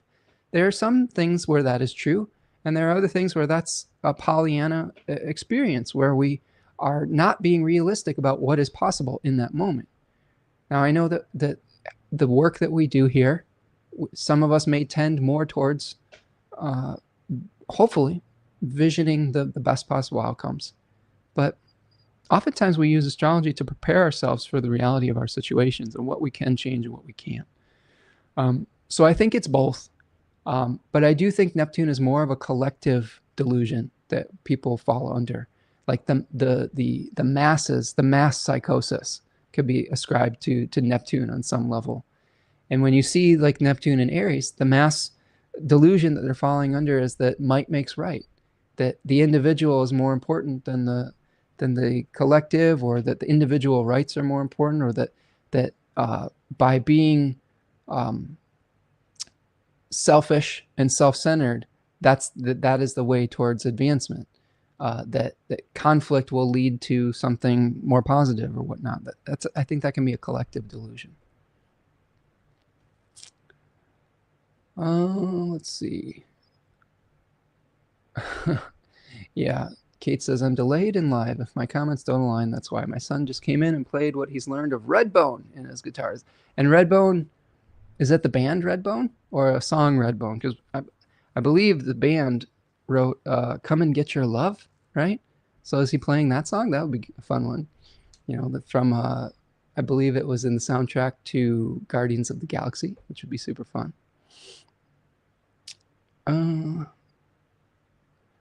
Glad you made it today, Cloudy. Great contribution.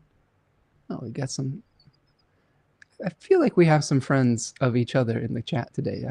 If any of you are spreading the word and inviting new people, thank you so much for doing so. That really makes me feel great if you're bringing in some new people into the chat. So appreciate all of that. Stephen says, I'm a half pessimist and optimist here. Yeah, I think many of us are. You know, that makes you somewhat of a realist, right? Ibrahim says, love is the solution. If someone doesn't have it inside, they won't find it outside. Unfortunately, the world needs a lot of love, according to everything that's happening in the world now. I agree. What the world needs now is love, sweet love, right? I guess the Beatles would also say all you need is love. I can't disagree with that. All right. Javiera says, oh, this is Uranus and Gemini coming. Yeah, we'll talk about that too. Javiera says, everyone should just be careful. Tread lightly with all the AI. Yeah, and it makes it's so difficult to unpack what we should or shouldn't be doing with what to believe, right? I think that we want to remain skeptical enough that we don't believe everything that we see, but we don't want to not believe everything that we see to the point where we can't believe anything, right? It's such a paradox right now. We're at such a weird point in history with all of that, because we do have to have a shared reality. We have to have a shared sense of reality, right? That's how we build a society. That's how we get things done collectively, is we have to be able to agree on some things. So if nobody can agree on anything, I mean, then we just descend into chaos. Javier says, I think that's just you and your light, insight, wisdom. I appreciate that. D says, as I'm sitting here listening, vibe coding away with Claude. Oh, nice. Appreciate that, friend. Okay, so that's our first quarter moon. Let's talk about just a few other little inflection points of this unfolding of this moon. Some great conversations today. I appreciate all of these things. These are the things that help us contextualize the transits in real time. Because we each have different experiences of those planets, of those transits.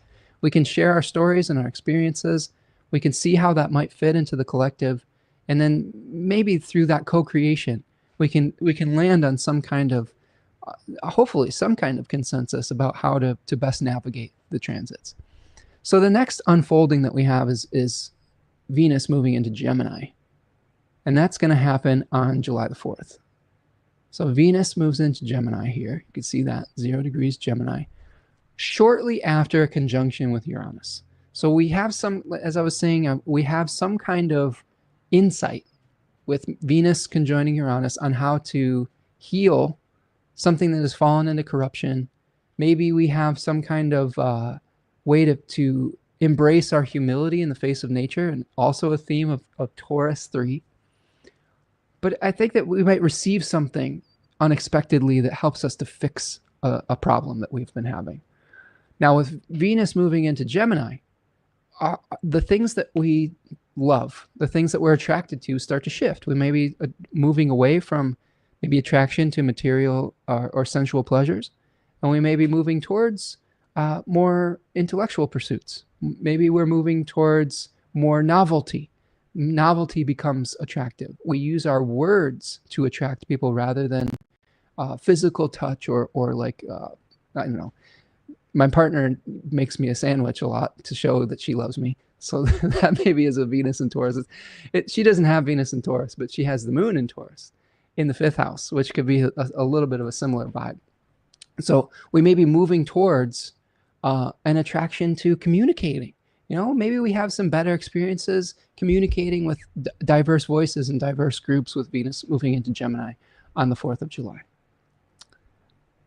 Now, as people were alluding to, the other big transit that we have before we get to the full moon is we have Uranus changing signs to join Venus in Gemini on July 7th, which happens to be my birthday.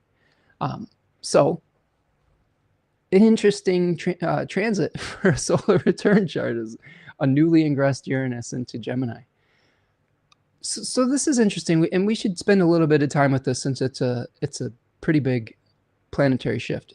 Uranus changes signs once every 7 years or so, and we've been trying to unpack Neptune a little bit. I would say Uranus, as we were seeing with Richard Tarnas, comparing it to a Promethean type of energy. Prometheus was the Titan that was stealing fire from the gods and giving it to humanity, and that fire was the fire of divinity, the spirit fire, the ability to be just a little bit like the gods themselves. And that very much angered Zeus, because he was like, hey, wait a minute, how am I going to have power and control over these human beings if they see that the spark of the divine is actually within them, right? Which is something that like we often come into contact with religious leadership, is how are the people going to, how are we going to control the people if they realize that God is within them, the divine is within them? But I think that that's true. I think that we all have a spark of divinity within us. And for some folks, they need an external orthodox system to organize that faith. Other people don't. Other people have a innate experience of the divine, and it's within them, and it's something that they don't necessarily need a external authority to experience. I'm not saying one way is right and one way is wrong. I'm just saying that that might be a different way of looking at the Uranus type of energy. Now, Robert Schmidt talks about Uranus as what he describes as a transcendental sun. It is an awareness. The sun shines a big spotlight on something, an awareness of a collective ideal. So something we're aspiring towards is a Uranus like flash of insight, a lightning bolt of insight. And with Uranus, you can also think about this transcendental sun as the one mind. He compares Neptune to the one thing. And this is sort of a hermetic concept where we have the one mind and the one thing. Universal consciousness, Uranus, and universal substance, Neptune. And Neptune would tend to dissolve things back into undifferentiated substance. And Uranus can kind of unify us towards collective consciousness. Now, the reason why I think Uranus represents sort of a revolutionary act is, first of all, Prometheus didn't just like borrow fire, he stole it and gave it to humanity. You also could see when we have a collective ideal that we're aspiring towards, oftentimes that runs headlong into our reality. So when we have a collective ideal coming into contact with the lack of it in our reality, that's when we tend to get rebellious and we want to say, hey, my reality isn't matching up with my ideal of what it should be. It's time for a revolution. You see what I'm saying? And that can be disruptive. I've been reading Liz Green a lot lately. I recently acquired a number of Liz Green books. I acquired her Jupiter book by Jove, her Uranus book, which talks about this Promethean influence, and a few other books that I really love. We've been reading a lot of Saturn, a new look at the old devil in preparation for our Saturn workshop as well. She's just so great at contextualizing these things. And she talks about Uranus as a little bit of humanity aspiring to be godlike. And she gives us a warning with that about like aspiring to be godlike, right? And one of the best examples she has in her Uranus book is that of Mary Shelley, who has the Sun conjoined Uranus. And Mary Shelley, of course, was the author of the book Frankenstein. And she talks about the dangers of aspiring to play God, as the Dr. Frankenstein or Steen does in that book. And that it can lead to hubris. If you're not familiar with the story of Frankenstein, he's trying to bring piece together a body and bring it to life, back from the dead. And it goes horrifically wrong. It's not that the monster itself it becomes a monster, it becomes monstrous, and it creates havoc and chaos. even though like it has an innocent quality to it. The real monster, as my partner was pointing out, is Dr. Frankenstein, right? Is the doctor that tried to play God.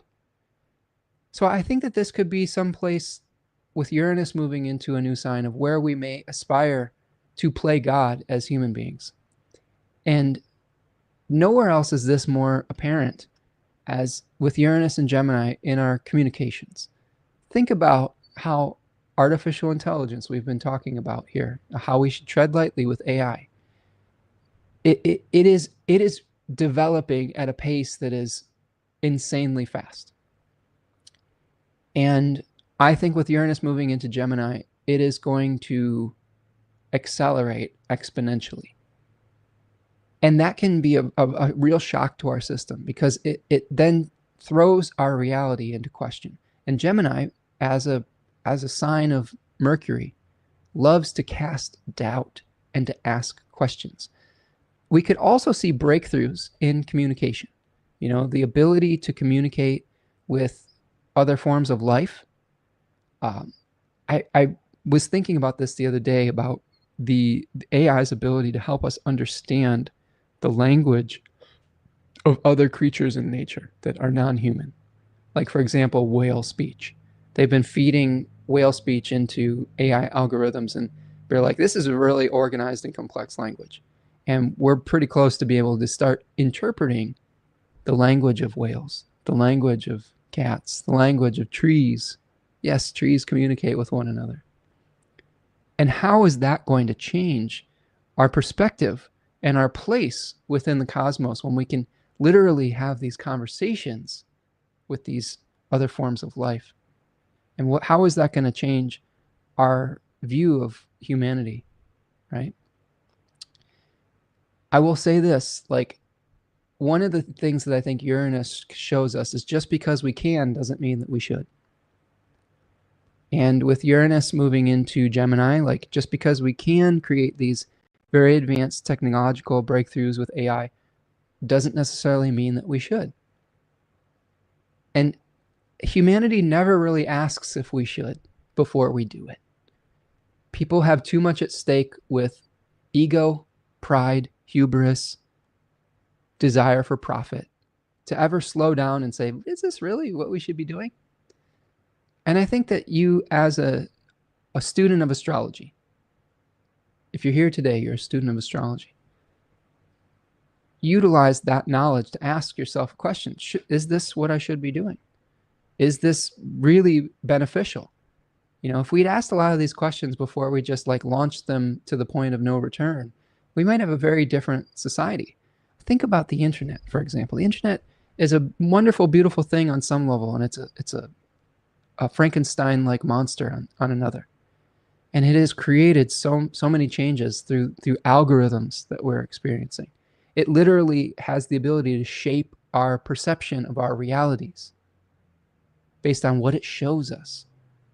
It's helped change elections. It's helped change our self-esteem. It's helped change our self-perception. It's helped us communicate here today in a magical way, which is almost godlike. We're speaking to one another through ones and zeros in fiber optic cables over thousands and thousands of miles in some cases. It's magical. But it's also changed a lot of things. It's sucked our attention to the point where we become dopamine addicts, where sometimes we can't put this device that we hold in our hands down for more than 2 minutes at a time.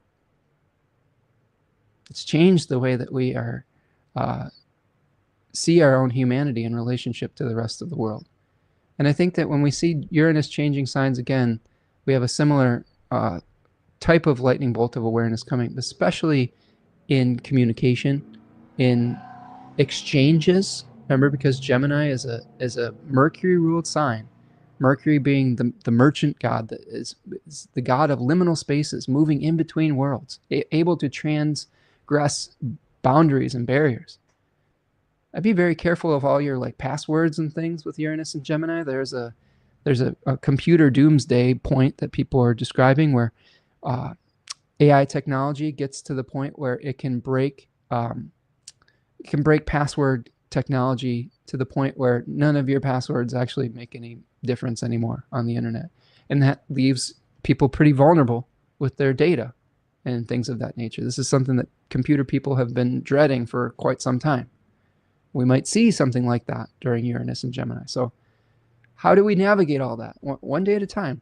And asking, the other thing I will say finally just about artificial intelligence in Uranus and Gemini.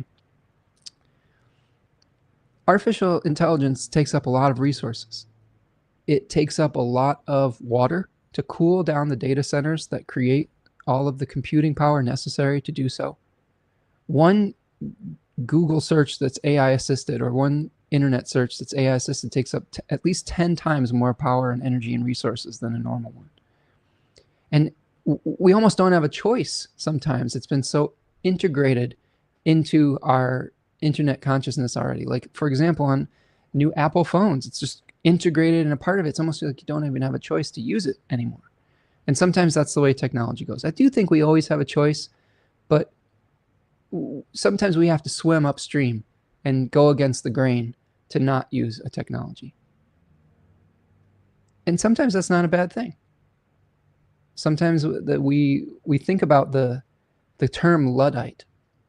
And the Luddite revolution was basically people that were protesting the advent of industrialization, the advent of these machines taking over human ability to craft something with meticulous craftsmanship, and the mechanization and the changes that happen. Think about the difficulties, the benefits of the Industrial Revolution, but also the tragedies of it, and how we've accelerated the death of the species through climate change.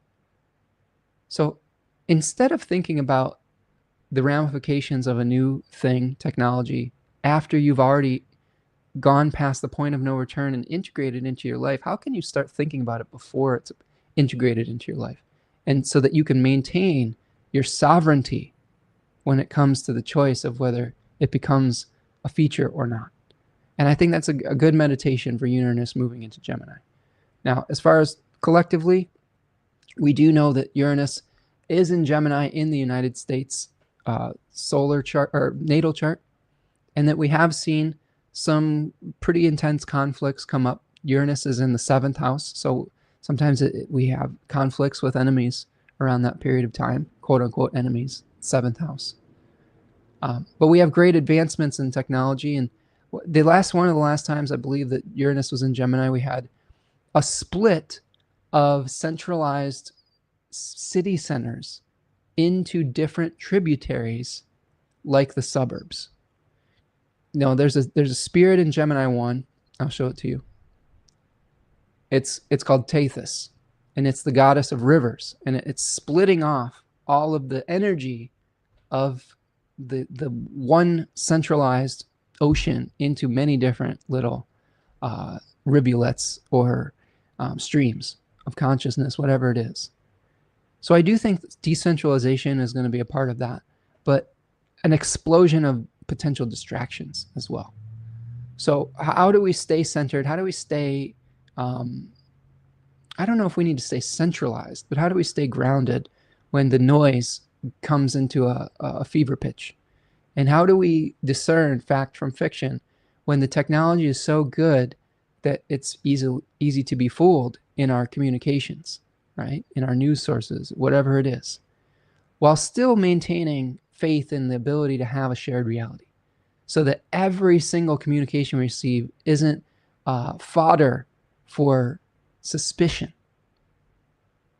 And I don't know exactly, I don't have a great answer to that right now, because what I don't want in my life is to think that every single thing that I see is either designed to manipulate me or to fall into fear that it's not real.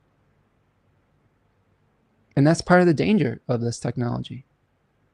So we'll have to live into some of the answers together. But I'm going to check in with the chat here. We've got some good comments coming in. Kate says, Childish Gambino. I know I'm way behind on this one. I like Childish Gambino. I like Donald Glover.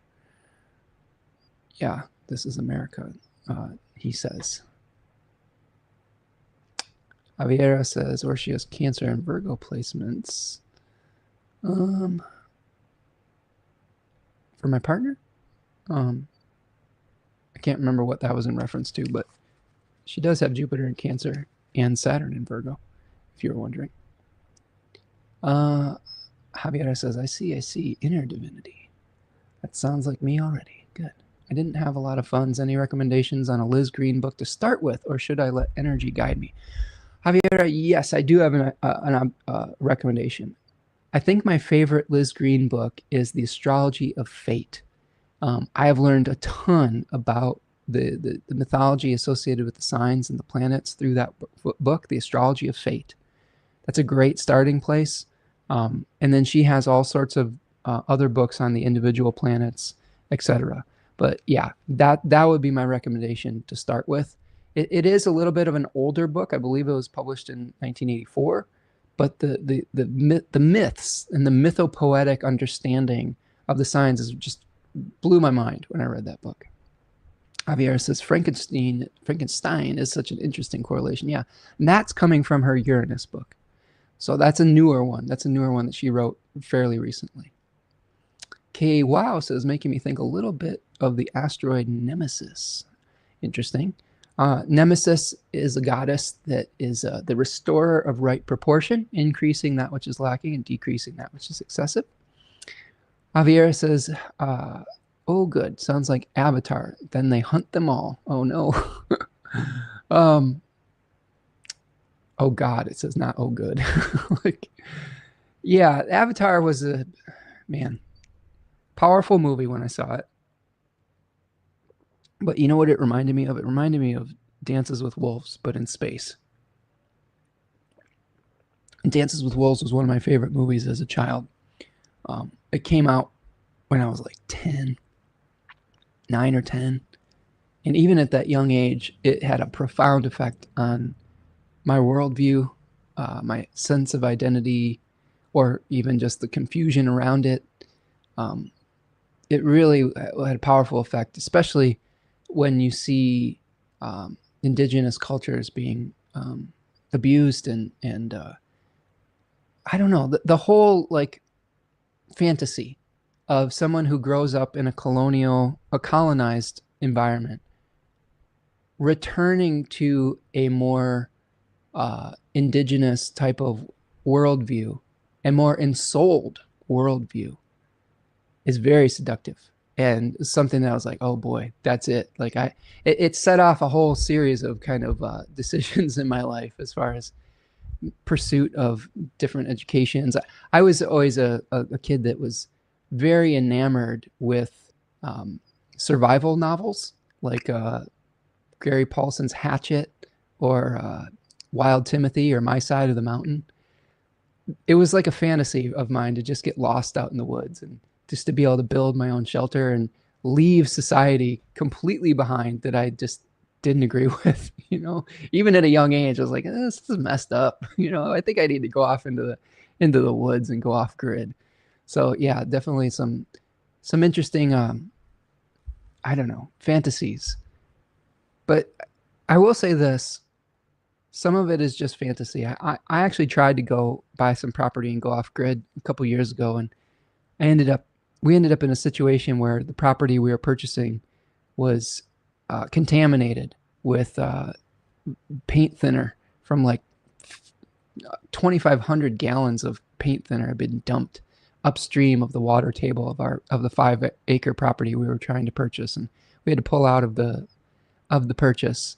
And it showed me that no matter where you go, these issues are going to follow you. Like, we all live on this world, and there is no escape. There's no escape to like some idealized community. There's no escape to some idealized place. We're not escaping to fucking Mars. You know, like that's the worst of the illusions, is that let's just use this planet up. So, and then go use another planet up. You know, it's just that type of thinking to me is, I don't like it. Let's just say that. Javier says, it can be magical, but one can be lied to. It hurts to be fooled. I agree. Steven says, I don't play the fool anymore here. It does hurt to be fooled. Absolutely. That's why we have to be careful with our exchanges. Javier says, keep it simple with AI and always have what you need at home. Example, cash and your own protection. True, true. We can always move on from our wounds. Hope for the best for you, Stephen. Yes, absolutely. Ani says, just occurred to me with Uranus and Gemini, cracking cryptic code like digital currency, aka Bitcoin, especially trine Pluto. Let's hope it's only hacked passwords or isolated to elites getting robbed. Yes. But Ani, here's the thing. Like, the average person is going to have to be super vigilant about not falling prey to password scams, anything like that. Those types of things, yeah, like, I don't know if we have the answer to the Uranus and Gemini problem of cracking passwords and authentications and things of that nature. But if you do see technology that comes around that helps protect your digital data, I wouldn't be shy about adopting some of that, because I think we're going to need it as some of these scams and hackers and technology advance to the point where all of our data is going to be way more vulnerable than it already is, and it's already pretty vulnerable. Ani says decentralized finance is a theme to pay attention to right now. Yes, right? Like I agree with the rise of things like cryptocurrency and things like that too. But that was supposed to be what Uranus and Taurus was about too, the change of our means of exchange. And on some level it's been that, but I don't think it completely got replaced the way that some people were predicting. Yes, Javier says, yes, your partner. Yes.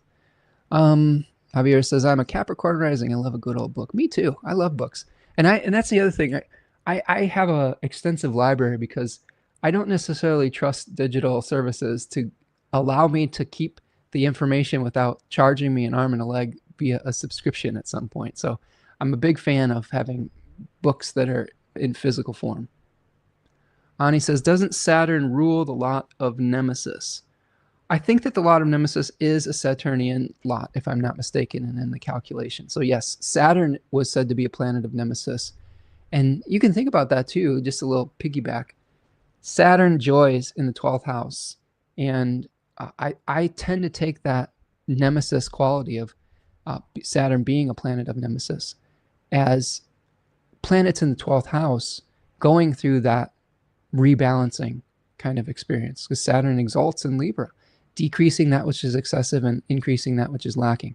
So if you have 12th house planets, 12th house transits, I think it's a rebalancing phase. I think it's sometimes you might lose some things, sometimes you might gain some things, but it's helping us to restore right proportion and to help us to ground the twists and turns of 2K, which is chance or fate.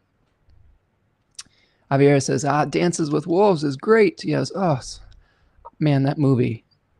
It was so long, but I would just be enraptured. It was so beautiful. Like the scenery was so gorgeous, and I have my little Venus and Gemini heart was so enamored with unifying cultures that were very different, that couldn't even speak the same language, but started speaking a shared language over time and finding connection within that. And the little outsider in me was like, oh my God, he finally found his place. He finally found his community that he belonged with.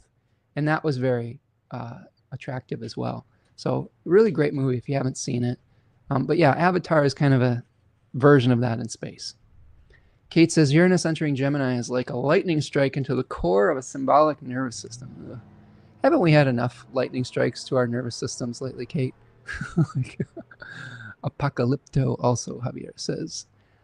Kate's 4 minutes behind. That's okay.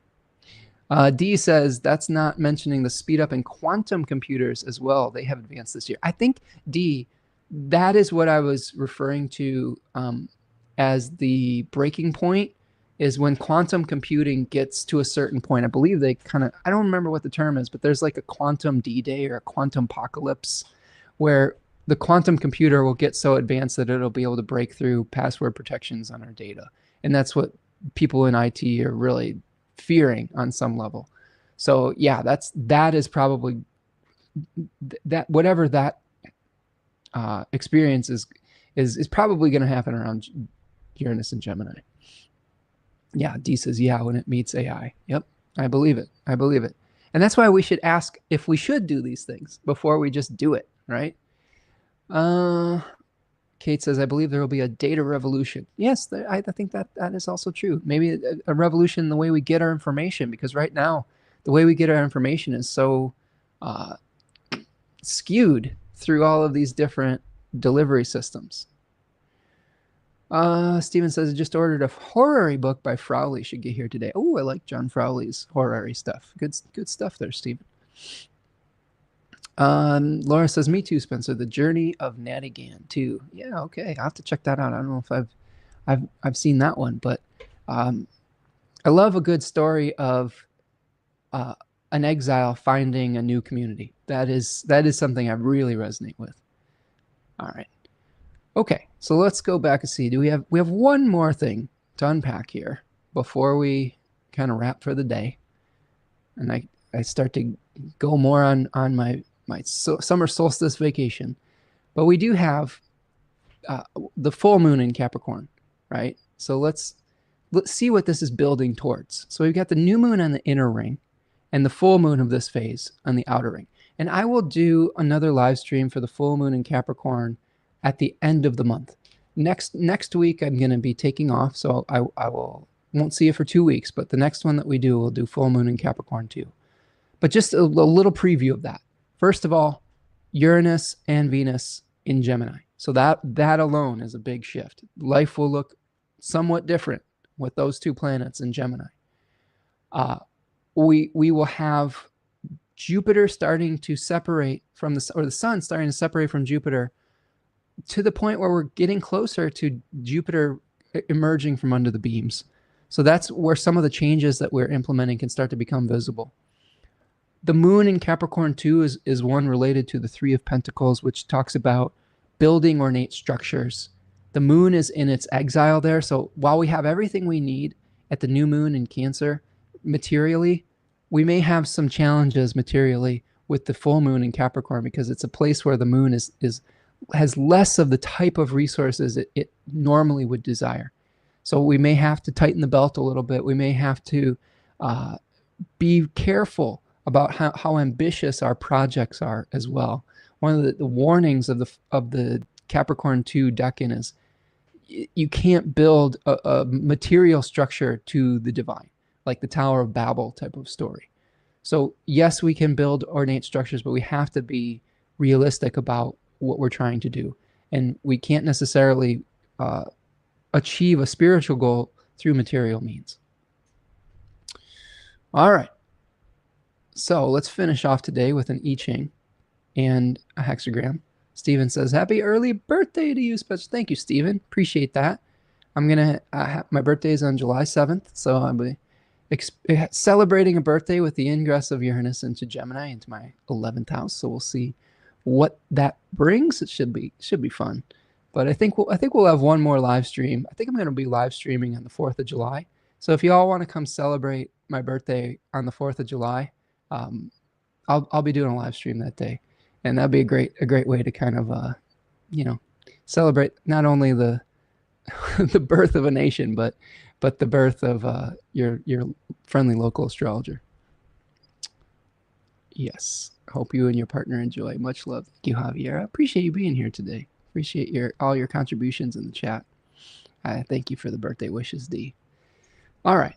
So that's our full moon. We will break it down in much greater depth, but the unfolding of this is going to be right before the Mercury retrograde. So this is going to be another opportunity to review our visibility, to review how we feel validated for the things that we do out in the world. And that's going to be coming shortly after, maybe a few days after the full moon in Capricorn. Okay, let's talk about this I-Ching. So here's our I-Ching for the new moon. I ask, what is the essence of the new moon in Cancer 1 in 2025? And I got the hexagram 17, which translates to following, allegiance, loyalty, hunting, pursuits, adaptability, being adaptable. I will read from Jack Balkin's wonderful book, The Laws of Change. It says, this hexagram concerns the obligations of followers and leaders, how to get others to follow you, and when and how to follow others. If you want others to follow you, you must know how to adjust yourself to them. In the words of an old Chinese proverb, to rule is to serve. No one can be a true leader who does not have the sympathy, who does not have sympathy for those in one's charge. Pretty important in these times, I would say. You must adapt yourself to the demands of the time and the needs of your supporters. Then you will gain the respect and trust of others so that they will follow you with joy and gladness. If you try to gain mastery over other people through force and fraud or through conspiracy and connivance, you will poison social relations and breed resentment and resistance, which has already happened in our collective, wouldn't you say? At most, you will gain control only of a faction that must suppress its opponents. If you win power through injuring others, you will have to keep injuring them to maintain your base. We talked about that with fascism earlier today, didn't we? Oh, the I-Ching is really nailing it today. The injuries that you do to others will not fade away. They will haunt you later on. On the other hand, if you gain power through winning the trust and affection of others, they will give you the benefit of the doubt when you must make tough decisions that you feel are in the interest of all. When your leadership is established on trust rather than fear, you maintain your base of support by continuing to work on behalf of those that follow you. Then they in turn will support your endeavors, and in this way, everyone will benefit. Okay, really important distinction, right? Is saying that if you lead through trust and creating trust, you will avoid the challenges of being usurped when you try to lead through fear and through oppression and domination. This is something we learn in Taoism, in the Taoist, studying Taoist philosophy, is when you go to an extreme, whether it is of light or of darkness, you are planting the seed of its opposite. If you are, like, let's say we are too idealistic, we're planting the seed of a later downfall potentially. But if we are going to extremes of darkness, of oppression and control, we are planting the seed of our own undoing moving forward. And that's what we're seeing in the collective right now, is the seed of its opposite is being planted through the extremes that we're seeing leadership go to. There is a changing line in this hexagram, and it is at the first line. It says, one situation is changing. Perseverance brings good fortune. Leaving one's gate and communing with others produces achievements. So this might change our idea of what a community is too, with Uranus moving through Gemini also. This changing line says you cannot pursue something effectively if you do not respond to the changes in environment around you, nor can you lead others effectively. This does not mean that you should vacillate or alter your goals with every change in fashion. Change is meaningless if it does not serve something deeper that remains constant. The point is that to realize your deepest values, you must adapt to the changing circumstances. Leaving one's gate and communing with others means that you need to take a wider view of things. Consult with others and listen to their views. Do not take advice only from people who already agree with you, but expand your circle of acquaintances. Open your mind to the possibility of learning something new. Often you can learn as much from your adversaries as those who disagree with you as you can from your friends. Then use your best judgment to decide how to alter your plans and adapt to the changes around you. Here again, successful change relies on constancy of virtue. We're going to have to make some big changes in our lives. Even the folks who are trying to just live within a normal Western civilization may have to make some changes to their lives based on the needs of our global community. Let me say that again. Even if you aren't like falling victim to the illusion of authoritarianism, you still may have to make some changes to your comfort level and your actions based on the needs of the greater community, which is the global community. And that's okay. And it's necessary. When we get faced with new information, sometimes we have to learn new things. This changing line is setting us up for the hexagram 45, which translates to gathering together, massing, joining others, assembling, having a common cause, holding yourself together, pitching in, cooperation between leaders and followers. Okay? It says fostering unity takes skills and patience. In order to bring people together, whether in a community, a charitable organization, or a business, you must give them a shared sense of purpose. You must give the group direction. Hence, the text says it is beneficial to have somewhere to go. Common goals, shared symbols, and shared beliefs unite individuals and let them feel that they are working for something more than selfish interests or petty concerns. It is the duty of leaders to install this sense of higher purpose. The text speaks of the king entering his temple. In ancient times, rulers would lead their people by making a sacrifice to their ancestors.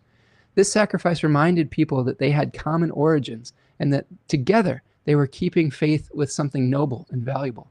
Calling upon common ancestors and invoking shared traditions was a powerful symbol of community, which constituted them as a single people with a common history and destiny. In the same way, if you are called to bring people together, you must instill in them a shared sense of history and purpose. You must give them something to believe in.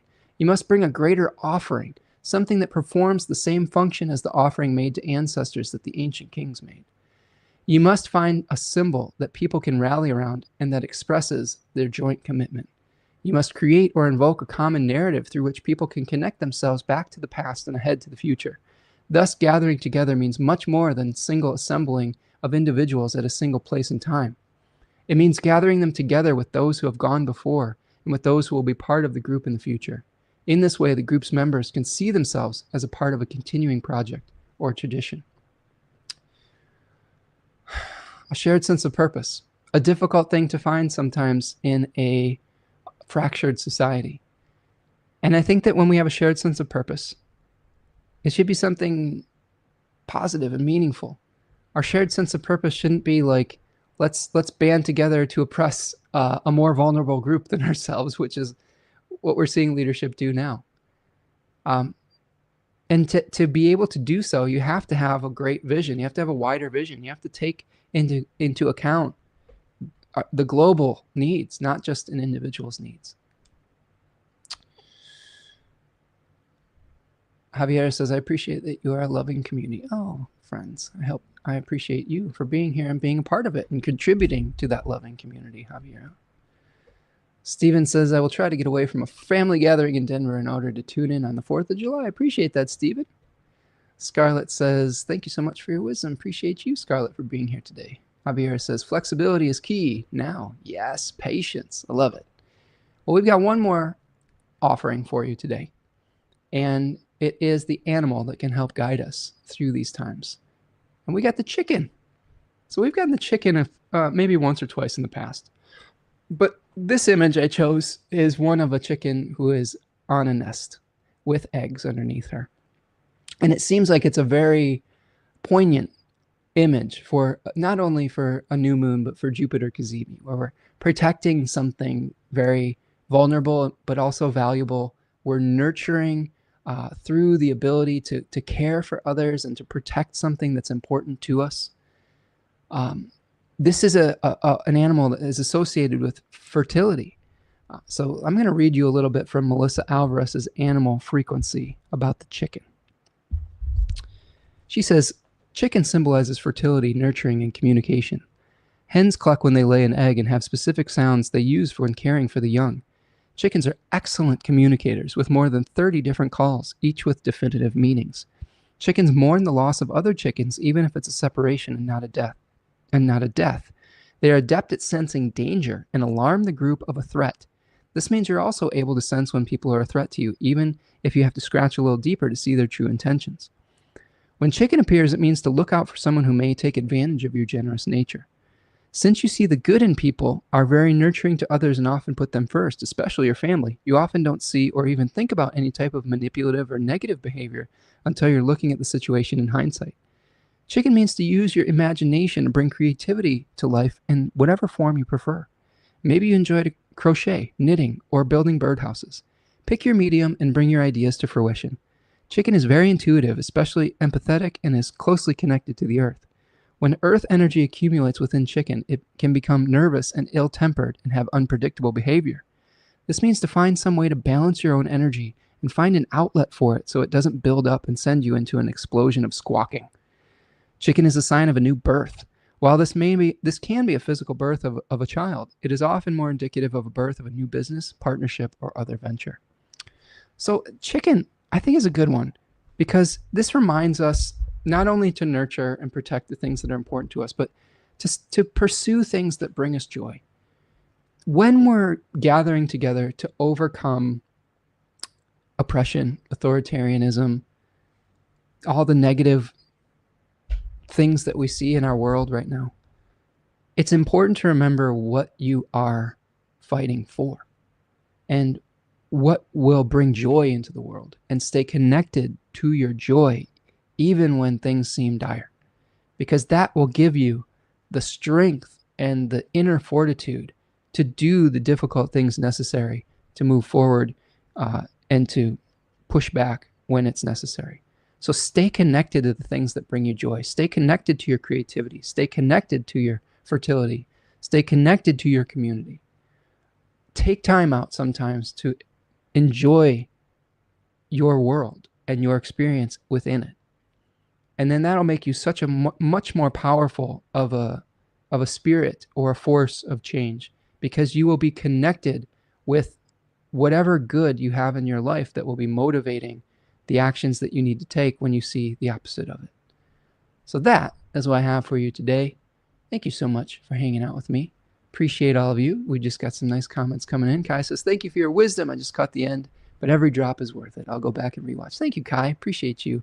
Hope you're having a wonderful new pre-solstice day here, or as we dive into the solstice. Javiera says, shared sense equals inner and outer peace. I believe it. I love it. Yeah, chicken's good reminder here. Ani says, I-Ching is spot on today. I'm getting bored with tarot. I think I'll learn hexagrams next. Thanks, Spencer. I appreciate it. I love the I-Ching. What a wonderful oracle it is. And I really highly recommend Jack Balkin's work, The Laws of Change. I have learned so much wisdom about how to just work through the world and the worlds and navigate the inevitability of change in our life through his writing. So I couldn't recommend it more. Scarlett says, Cancer, Pisces, Cancer Sun, Pisces Moon. I'm moving and starting a new job at the same time. My son is also getting surgery around the same time. So much change. Hopefully he'll be able to navigate it gracefully, Scarlett. You know, one day at a time, right? If you get a new Kazemi moment, sometimes it takes a little time to get used to the changes, even if the changes are good, right? So hang in there, friend. Javier says, oh, it reminds me of Tom Green and him loving his chickens, his new farm in Ontario. Is this the same Tom Green from like MTV? He always had an interesting vibe. I believe he had a podcast too, when podcasts weren't really a thing. But I'll have to look into that. Steven says, take care of yourself and each other. Have a wonderful weekend. Thank you, Steven. Appreciate you being here today. Ani says, born in the year of the rooster. This resonates loudly. Oh, good to hear that. Thank you, Javiera, for your contributions today and your attention. Appreciate you. Kate says, I hope your solar return brings you closer to remembering what brings you joy as well, Spencer. I hope so too. I'm just trying to stay connected with joy. I find joy in being outside, in planting beautiful things and growing food. I find a lot of joy in playing music and reading books and connecting with all of you. I find a lot of joy in playing games sometimes, and hopefully I'll be able to do all of those things and still be hopefully part of the forces of change as well. Happy solstice, Dee says. Happy solstice to all of you. All right, my friends. Thank you so much for hanging out with me today. Do me a huge favor if you can. Please like the video if you are here today still. Subscribe to the channel if you're new. We're here roughly every week around, generally on Friday afternoons Eastern time, somewhere between 1 and 2 o'clock Eastern time. Appreciate all of you coming back each week. We are going to be taking a break next week. We're going to have a little vacation, and we'll be back in 2 weeks, I think, talking about the full moon in Capricorn. So if you are wanting to know what's going on coming up, the Astrology of July is up, and that's almost a 3.5 hour dive into the Astrology of July. You can absorb that piecemeal as you're experiencing it. So I encourage you to go back and check that out as we're seeing the unfolding of things in real time, and see how we did. How did we do? Did we get it right? Leave me a comment if you experienced something that we talked about and we're like, hey, you know what? This is how this is unfolded, and wow, we really we nailed the astrology, or like here's something, an interesting manifestation of how it played out. You can also find me over at Spencer Michaud on Instagram, Blue Sky, etc., social media. And then if you want to reach out for a reading, you can find me at spencermichaud.com. All right, my friends. That's what I've got for you. Thank you so much for all of you. Appreciate you. Appreciate your comments, all of your contributions and our co-creations today. I care about each one of you. Please Please be gentle with yourself, be kind to yourself, and that's going to help you to bring peace and kindness and centeredness out into the world, even in situations of potential great chaos. I think the more that we work on ourselves and center ourselves, we can be forces for that beautiful change. Oh, thank you so much, Laura. Appreciate you. Happy solstice to you, friend. Hope that you're doing well. Thank you for your generosity, and everyone who's been so generous with their time and resources and with their thoughts today. So appreciate all of you, and we'll see you the next time, friends. Peace.